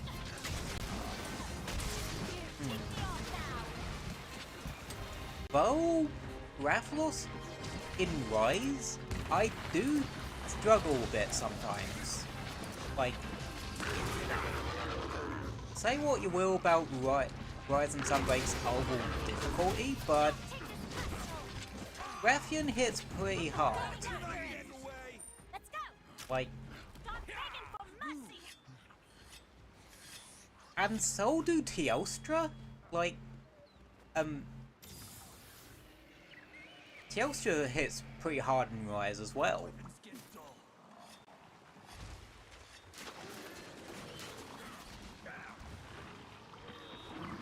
Hell, I quite like the Teostra fight in Rise, cause yeah, actually really keeps you on your toes.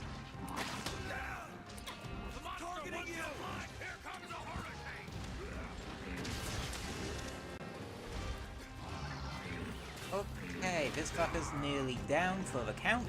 Oh. Either someone get out a damn trap or keep at it till the fucker falls.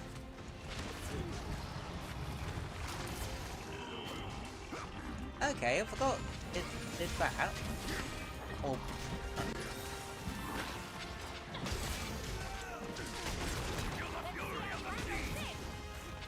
Yeah.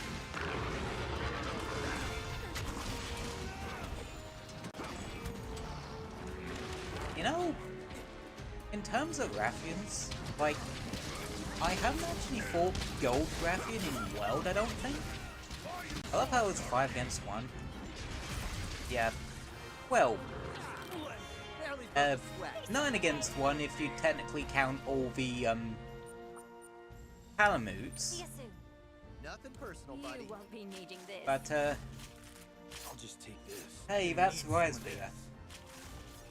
The game where they actually made, Palicos and Palamutes actually useful outside of single player content. Or 2-man teams. Whetstone time. Yeah, I get the feeling Cameroon and Elgarden hunters really don't believe in the whole taking more than 4 people on a hunt is a bad idea superstition.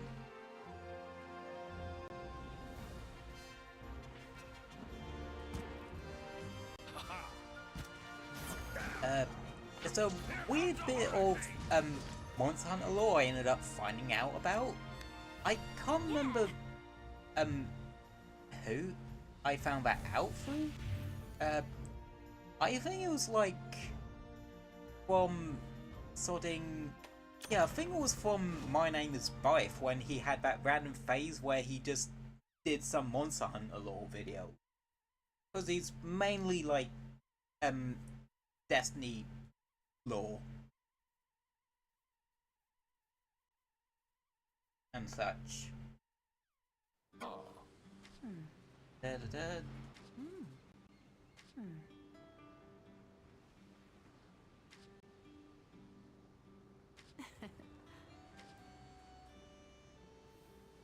New quests and new subquests. Oh, we get. Oh, okay. I completely forgot about these. The special sort of Calico moves.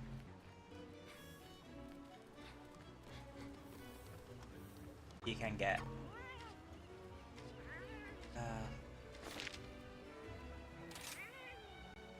Yeah, Healing Clover Bat. I quite like using that one. Because it's so fucking potent. Assist type. Meowsing Mist. That's sort of like a mine that if something gets, if a monster gets close to it, it afflicts it with a blight, I think?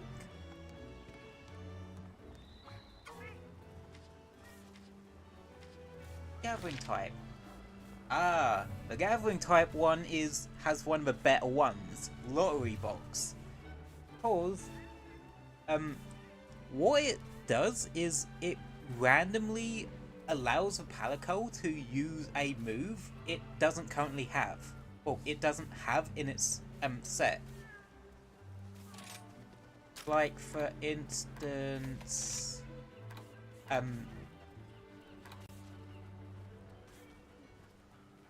has Mega Boomerang, Power Drunk, and Shock Tripper. It can maybe give it a chance to use fucking Camouflage or something. The most useless Palico skill in the game. Or the spinning top bomb things. Or the healing bubbles. But there's also a chance it gets a unique one called well, it's basically just a mini Dragonator, and that shit is more useful, not so much for damage, but more for the knockdown. Look at Like, you working all hard and stuff. yeah. Mm-hmm.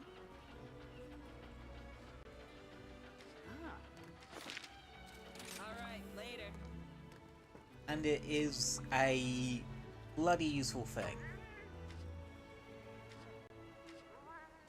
Fire Palico, feline power up. That I can't remember what that does. Like, straight up, can't remember what that does. It's great to see you.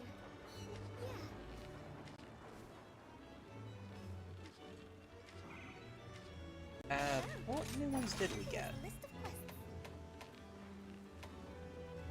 Okay, so it wants us to do 2 of these, and then I think it will definitely be the one to advance to the next star rank of quest, which, like I said, I want to get to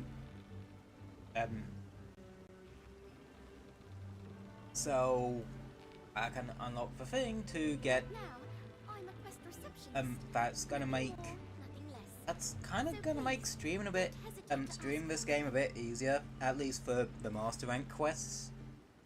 Cause I would be able to comfortably do them solo. Well, quote unquote solo. But for like high rank and low rank stuff, yeah, I can solo. I feel like I could probably solo a lot of that now, cause I have master rank gear. And master rank's quite a step up in terms of the gear. Like, the leap from high rank to master rank is way bigger than the leap from low rank to high rank. From my experience. Yeah.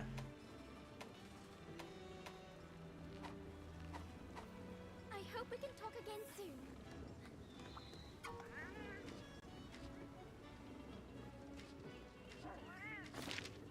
Ah. Yeah, so if you want Diamond Hermes Hard parts, this quest is probably your best bet. Like,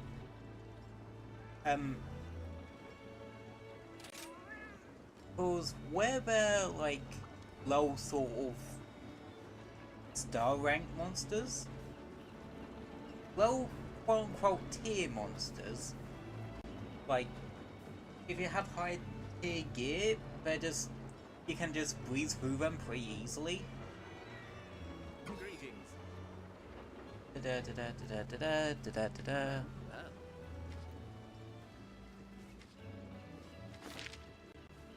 Ah, so this is another thing Sunbreak does.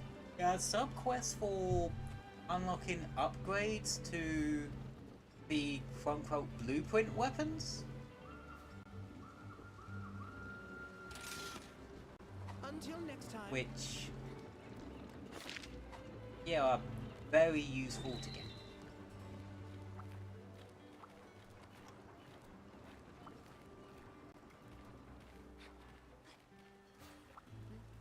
How are things? Just having a look at what some of the other ones that has quite a crazy fucking hell, that had loans like something else. Forfeit and defense boost 3. What's the kind of shit though? Yeah.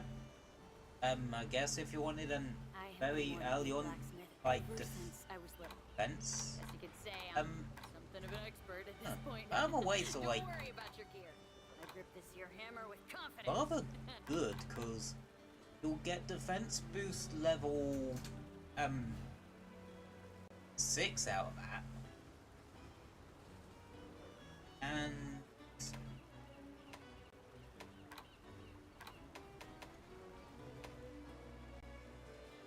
skill info. Yeah, like once you get to level 3, you get like it goes from plus flat to plus percentage, which is a lot better. And you get a bonus of percentage. What's your favourite monster in your monster? Your opinion. Mine is Devil Show.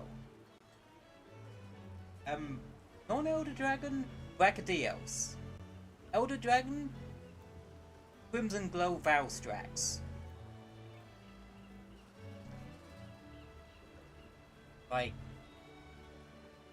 those two monsters, I really like fighting them. I really like gear from them. And yeah,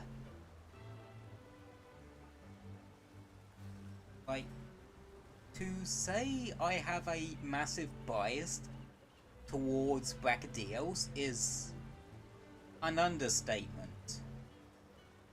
Like, that monster cemented Monster Hunter as a series I want to come back to. It was the first monster, like, well, I think the first proper monster I ever, like, farmed was fucking Hero Peko, but, the first monster I actually saw and saw the gear that came from it and be like, I fucking want that, was Bracky. Like, that was back in the day when I was a Hunter main. No, Hunter main? Hammer main. Yeah. Non-Elder Dragon, it's Brachydios. Elder Dragon, Crimson Glow Valstrax. I never thought of the original Valstrax because I didn't play Generations Ultimate. But when they introduced Crimson Glow Valstrax in Rise, I fell in love with that fight. Like, and I really like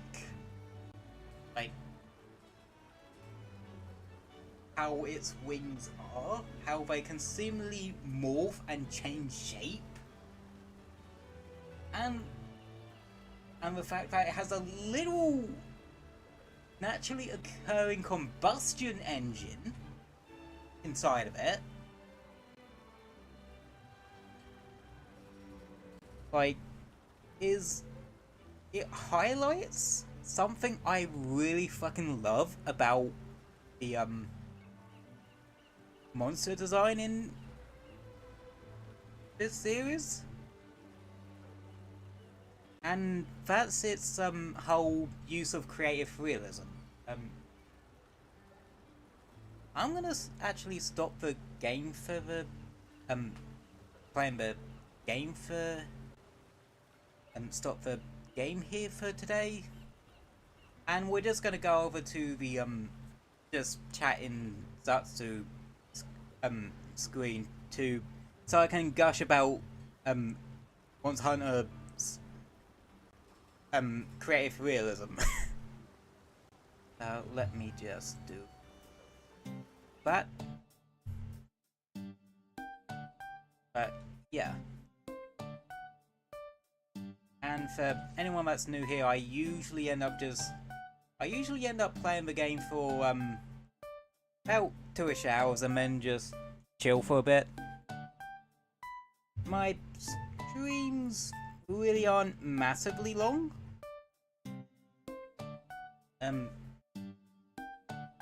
I very rarely go over 3 hours. I rarely go over 2.5. Very rarely go over 3 hours. Hell, I think the last time I actually went over 3 hours is was actually let me check, because I think it was one of the Destiny 2 final shape streams, if I recall. Yeah, it was one of the Destiny 2 final shape streams. I think that's one where I actually finished the campaign. Yeah. Anywho, back to gushing about Monster Hunter's creative realism. So, Monster Hunter employs a sort of technique when designing the monsters called creative realism. The best way to describe it is where they make something fictional believable by taking inspiration from real world creatures and that sort of thing, and figure out how they would work, their biology would work if they actually existed, type thing.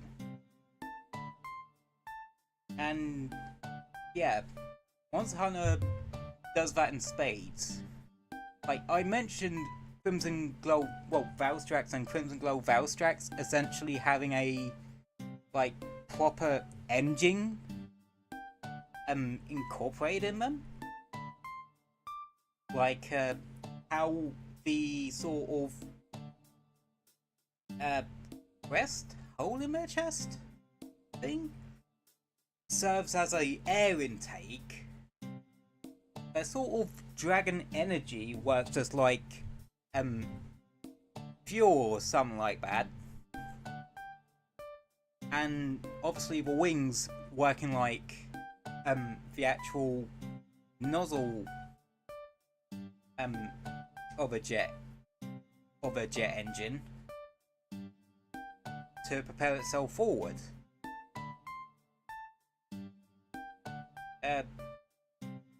And another example that I know of, one of World's flagships, Balhazak, how part of its head is based off of, I think, deep sea eels or something like that, because it has a double jaw type thing going on, that sort of thing. Hell, even going back to Brachydios, even that's got some creative realism in it, because they took the time and effort to sort of explain how it actually causes the slime to explode. It basically uses its saliva as a primer. That's why you see it licking its those the slime mold on its forearms. Don't know how the fuck it gets to it, gets that tongue up to its head, to prime that one. But yeah, that's how they prime that to explode. And stuff like that. Like, when you think about it, even like the various like sack monster parts kind of feed into that, because they're technically organs used for certain effects, like a Raffler shooting fireballs. That probably comes from the flame sack. And that sort of thing.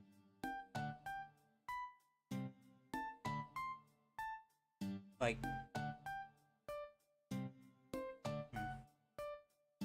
I don't know. I just think it's something that's really fucking cool.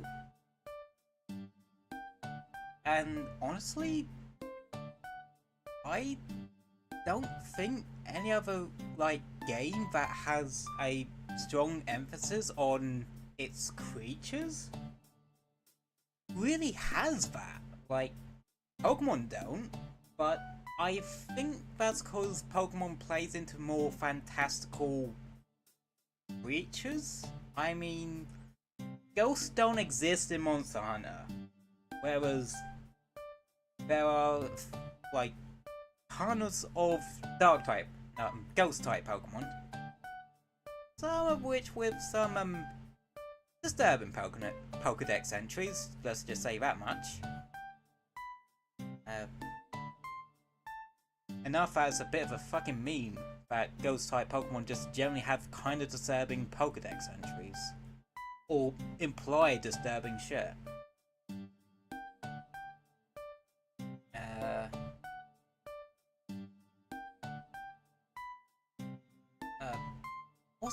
What's one of my favourite in terms of that?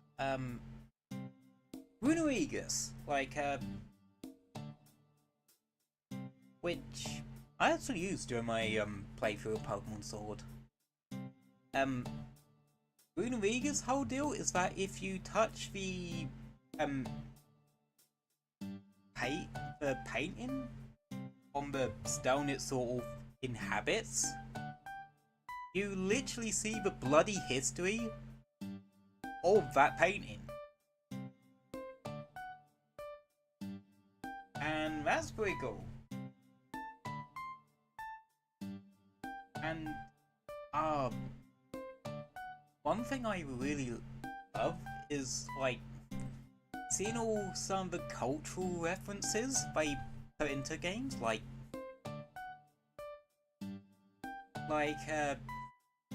how the fossil Pokemon from Sword and Shield are actually based off of where British archaeologists used to just mismatch fossils to try and claim that they discovered a dinosaur. Whereas in actuality, those fossils just came from completely different things. That's why the fossil Pokemon from Sword and Shield are so mismatched. Like, and how, going back to Rise, the new monsters, some of the new monsters in base Rise are based off of Japanese yokai. Like how Great Izuchi's like based off of Kamatachi, cause of the fact, cause you can see that in their like lore, like their tail blades, which represent their Kamatachi's claws, and the fact that they like, ever notice when fighting a Great Izuchi, it will have two smaller Izuchis with it? Kamatachi's always went around in threes.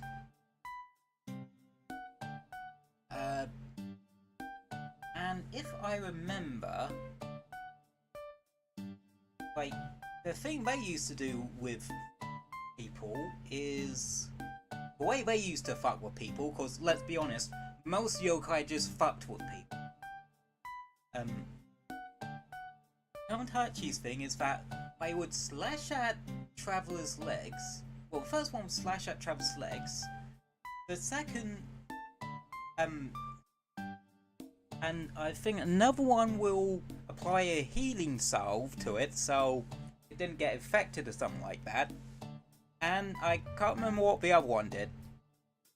But I would do that just to see who could get the biggest scar to form, or the biggest wound to form, something like that.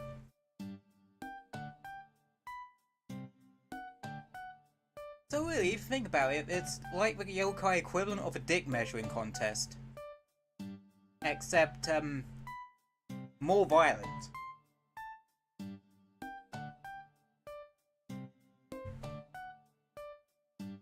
And, Agnesom are kind of based off of, Caracosa, I think they're called? You know, the, one-legged parasol, yokai. Hence the fact that they tend to use their wings to cover up their face, making them look like a bit of an umbrella, and they stand on one foot a lot.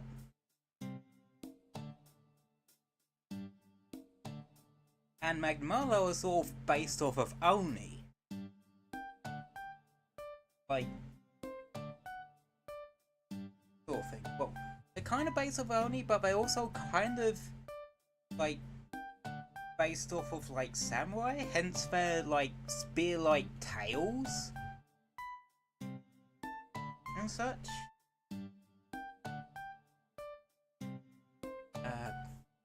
And then there's Sunbreak, where, like, the three lords are based off of Western monsters.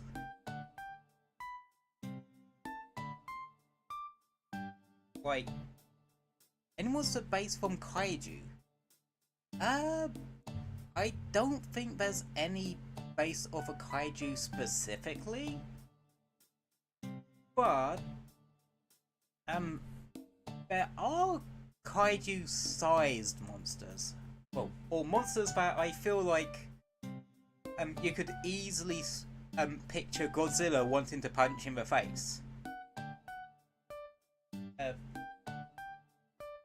Only monster of that, well, that sort of vaguely fits kaiju in terms of inspiration, from what I'm guessing, would be Demauda from Full Ultimate. Because it's very, what's the name of it? Jotunheim? Or, like, it puts me very much in the, mind of the giant snake in Norse mythology that hangs around the roots of the, world tree. Yggdrasil. I can't remember exactly what it's called, but yeah, Demauda puts, like, that sort of vibe for me. Like, it's a giant fucking snake that can take little mountains, and the giant snake in Norse mythology is, like, well, fucking massive if it's curled around the roots of Yggdrasil. So, yeah.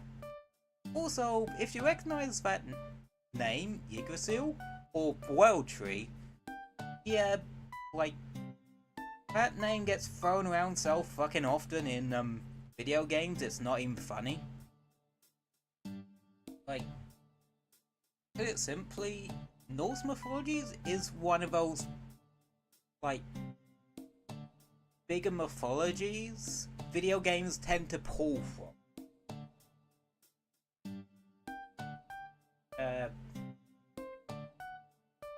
Let's see. It's usually Japanese mythology, because quite a few game companies are Japan-based. Norse mythology, Roman mythology, Greek mythology, and Egyptian mythology. Those, I think, are the 5, like, mythologies most likely referenced in video games. In my opinion, like... yeah.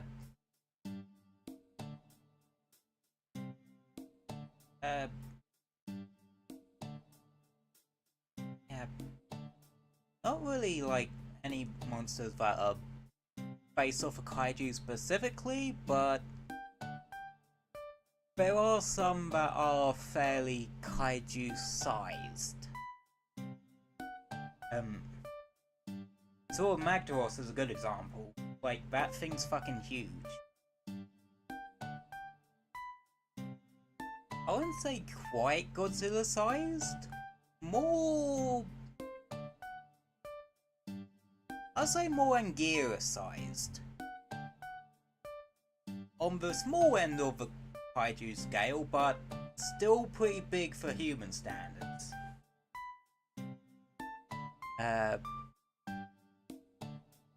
But yeah, but that's about as big as, like, the really, really big monsters actually go.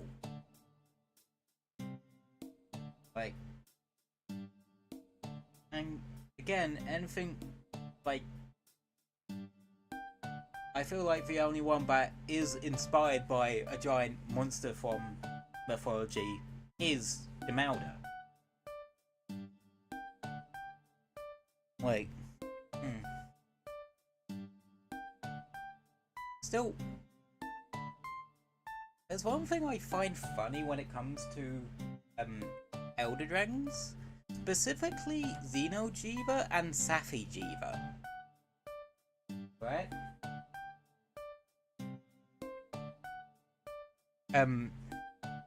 Well, sort of quote-unquote final boss, and with Xeno'jiiva and Safi'jiiva being a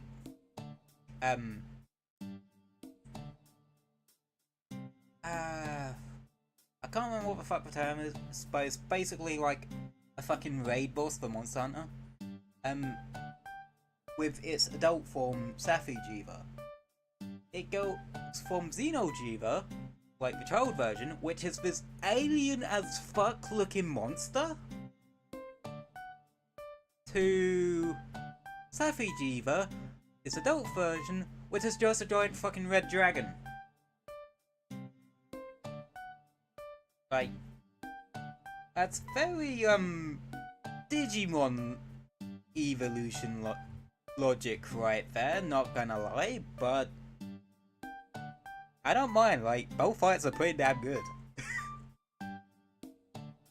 Like, I like how when Safi gets to, like, 30% of its health or something like that, like, it starts forming patterns on these wings and they look like fucking constellations, and that's cool! Like, if there's one thing you're very rarely going to fault Capcom for when it comes to Monster Hunter, is monster designs. Yeah, there are some not particularly great ones. Gyarados, Anjanath. Yeah, like, fun fact, I don't like Anjanath all that much. Like, I just think its design is kinda mid. Like, it honestly, compared to a lot of other monsters in the series, it just feels slightly uninspired. Like, I feel like it's a very basic bitch kind of monster. Like, it's literally just T-Rex with a flamethrower mouth. Like, and this is coming off of Generations and was coming off of Generations Ultimate, which has Leatherness, which was a T-Rex that shot fire but also had a fucking sword for a tail, which is infinitely more metal. Quite literally, like, it wasn't actually shooting fireballs at you, it was actually shooting molten slag from when it was using its mouth to sharpen its tail. Which honestly kind of sounds even more fucking badass when you say it out loud like that. But yeah. Yeah, I just don't like Anjanath too much. Joe told us yeah, I just don't like, I kinda get annoyed by that things just existing. Great Jaguars is just a bearded dragon. Oh yeah, I really saw it before. But bearded dragons are cool. Like, is a bearded dragon with the fucking body dislocation, well, jaw dislocation, and ability to swallow shit whole as a like boa constrictor, which yeah does, when you say it out loud, make for a fairly interesting concept for a monster. And then you get Geototus, which is just mudfish. At least, like, with the Vasioth, which practically shares the same model, is literally lava fish, and that sells 1,000 times more metal.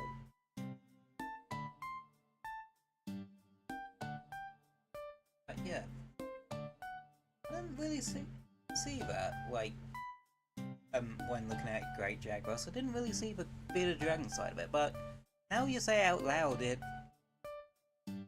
I'm definitely picturing it now. It definitely has the sort of face and sort of features you would find on a bearded dragon.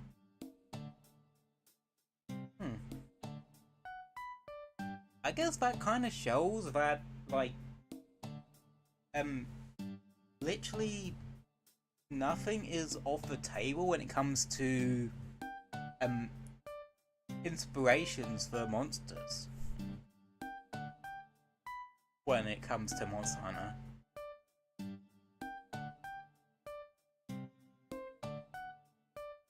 Yeah,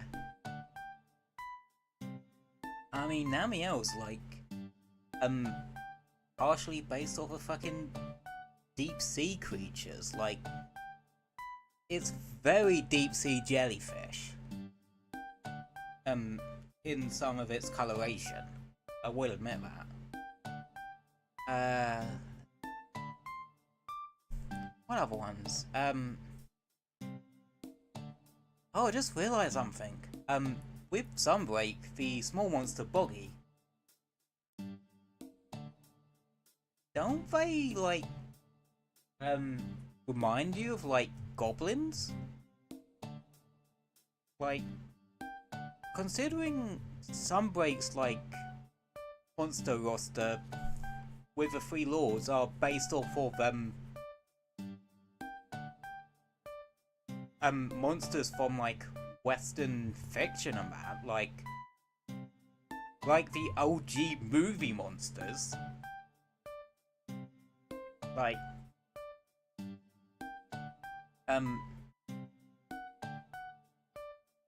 Garangone, well, originally I thought that was just based off of, like, golems and stuff.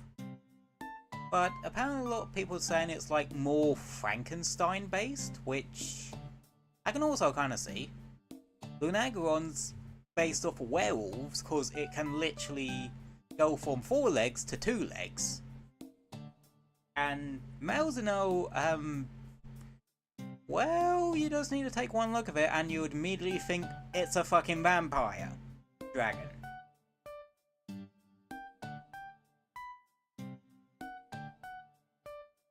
Oh, fun fact, the greatsword that I'm holding in the thumbnail for the YouTube side of the stream is actually the Malzeno greatsword. just pixelated. Cause I remember doing that during a stream actually, like doing the I think the last pixel art stream I did those, which was about a month ago.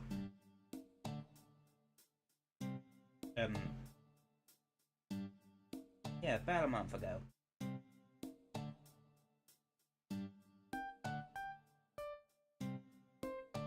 Ironically, the stream after that was a Monster Hunter one. And then it was a Zelda Tears of the Kingdom. And then 4 fucking Destiny 2 streams in a row. Yeah, one of them was preparing for Final Shape. The other 3 were Final Shape.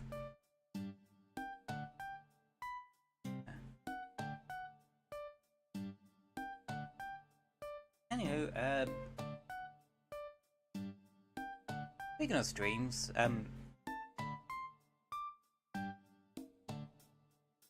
yeah. For any of you who are curious, yeah, I literally have the YouTube Studio app on my phone, so I can literally pull up analytics and like channel stats and shit anytime I like.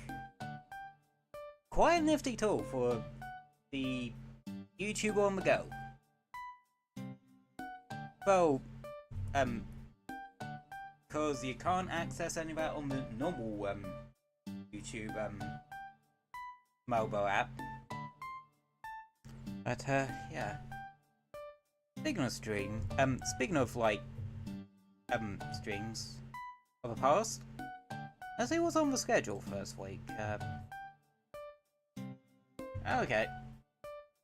Luckily, no Destiny 2 this week, because I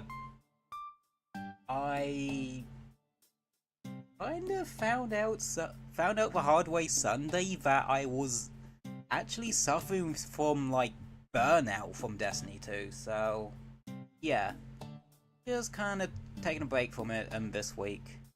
But next week I do plan on potentially doing a Destiny 2 stream, cause the first Iron Banner for Echoes has, well, for this episode has started, and rather than being a 1-week affair, they go on for 2 weeks now. Bungie's justification for that is so that Trials of Osiris like don't get interrupted as much and such. So yeah. Anyway, that's next week. This week, just 3 streams this week, cause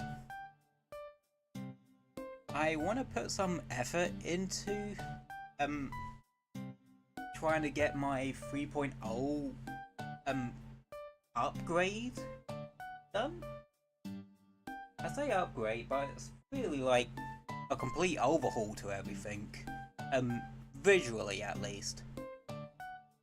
And honestly, I can see me actually being able to get that done by the end of a week. If I like really knuckle down with it. As for the other 2 streams this week, Thursday, part 2 of Super Metroid.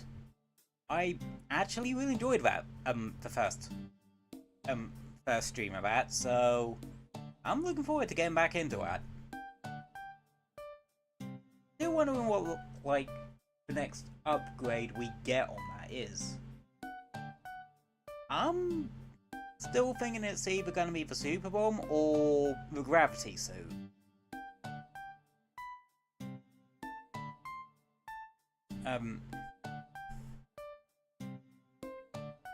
Or the Frostbeam. Cause yeah, I think it might actually be the frost beam, because we have like that shaft that has enemies on it that we can't fucking get back up. So yeah, something tells me that we'll be getting the ice beam to freeze our way back up there. And then on Saturday, we're doing more Zelda Tears of the Kingdom. That's kind of fast becoming a bit of a staple of the channel. And with that, planning to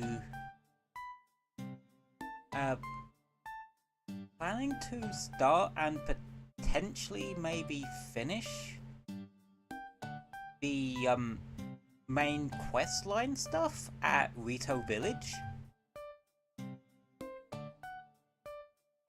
Cause there's something you get out of that actually makes exploration like a bit easier. As yeah, and such.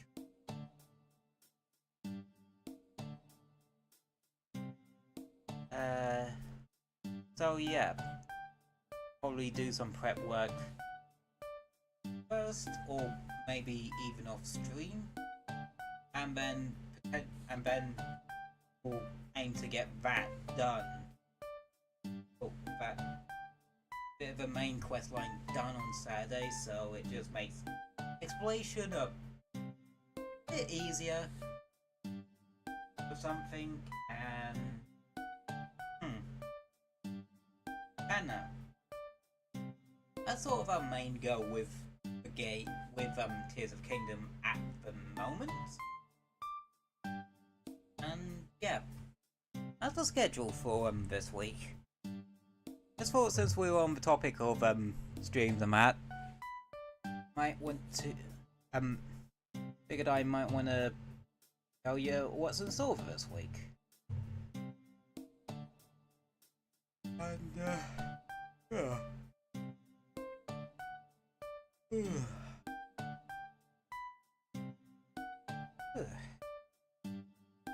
I'm getting a bit tired.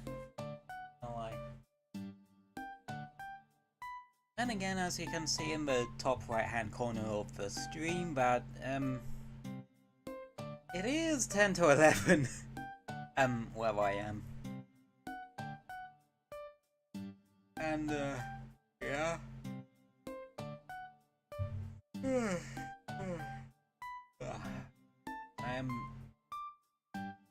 I am legit getting a bit knackered. Like I said, I don't like usually go up to the 3-hour mark. Mainly cause I do get a bit knackered. Like streaming does tend to be kinda knackering for me. Not really from the gaming side of it.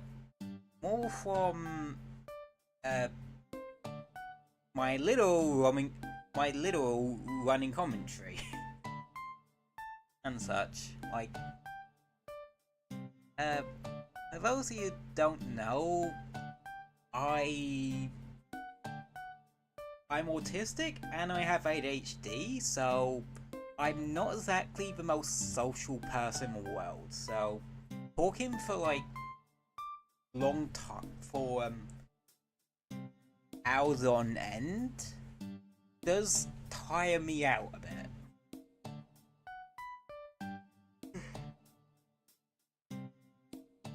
And especially with evening streams, which are the ones that I do during the week, I do tend to get well, something else probably kicks in as well, cause I guess I have a bit of an internal timer that goes when gets to like 10 PM or something, I sort of... That's where I tend to stop gaming for the day and sort of just YouTube or something and just chill for a couple of hours. For like 2-3 hours before going to bed. So, yeah. I think my brain just has a bit of a mental switch that gets turned to bed mode or just chill before sleep mode. Yeah. And that's why I'm yawning so much, right? Because I legitimately get tired. Like, again, it's just kind of a combination of the two, just my internal switch for my night routine just flicks on at 10 PM and yeah. I find it kind of ironic that I like try and keep a somewhat stable like time frame to go to sleep, because I tend to end up getting up pretty late. Like, it's usually about 9:30 I tend to get up. And for those of you wondering, I'm unemployed, so I can get away with getting up late. And yeah. So yeah, it's usually about like 9:30 to nearly 10 o'clock. Like 10 AM that I get up. So yeah. Which is weird, because like months and months ago, like I used to have a much better getting up time, 9-ish. I guess I kind of need to work on that, don't I?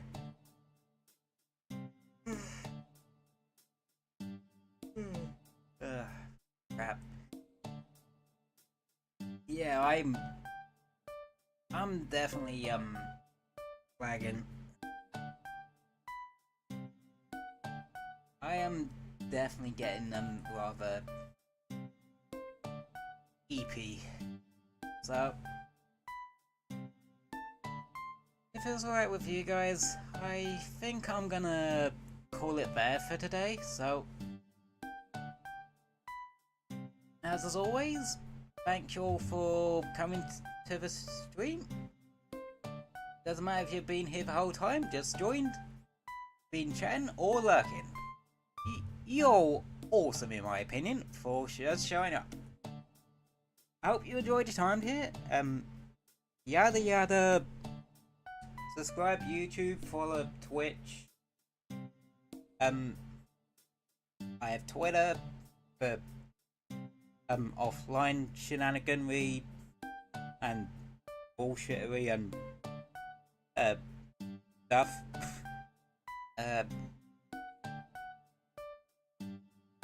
I fucking Healthy for donos. Redbubble for, and a Redbubble shop for like if you want to buy a t-shirt or something with like my pixel art doodles on it or something, because well I do pixel art, but just you guys showing up to stream is enough for me, so thank you for that. Stay safe, and I hope the rest of you all have an amazing rest of your day. Good night everyone, and I'll see you Thursday for some Super Metroid.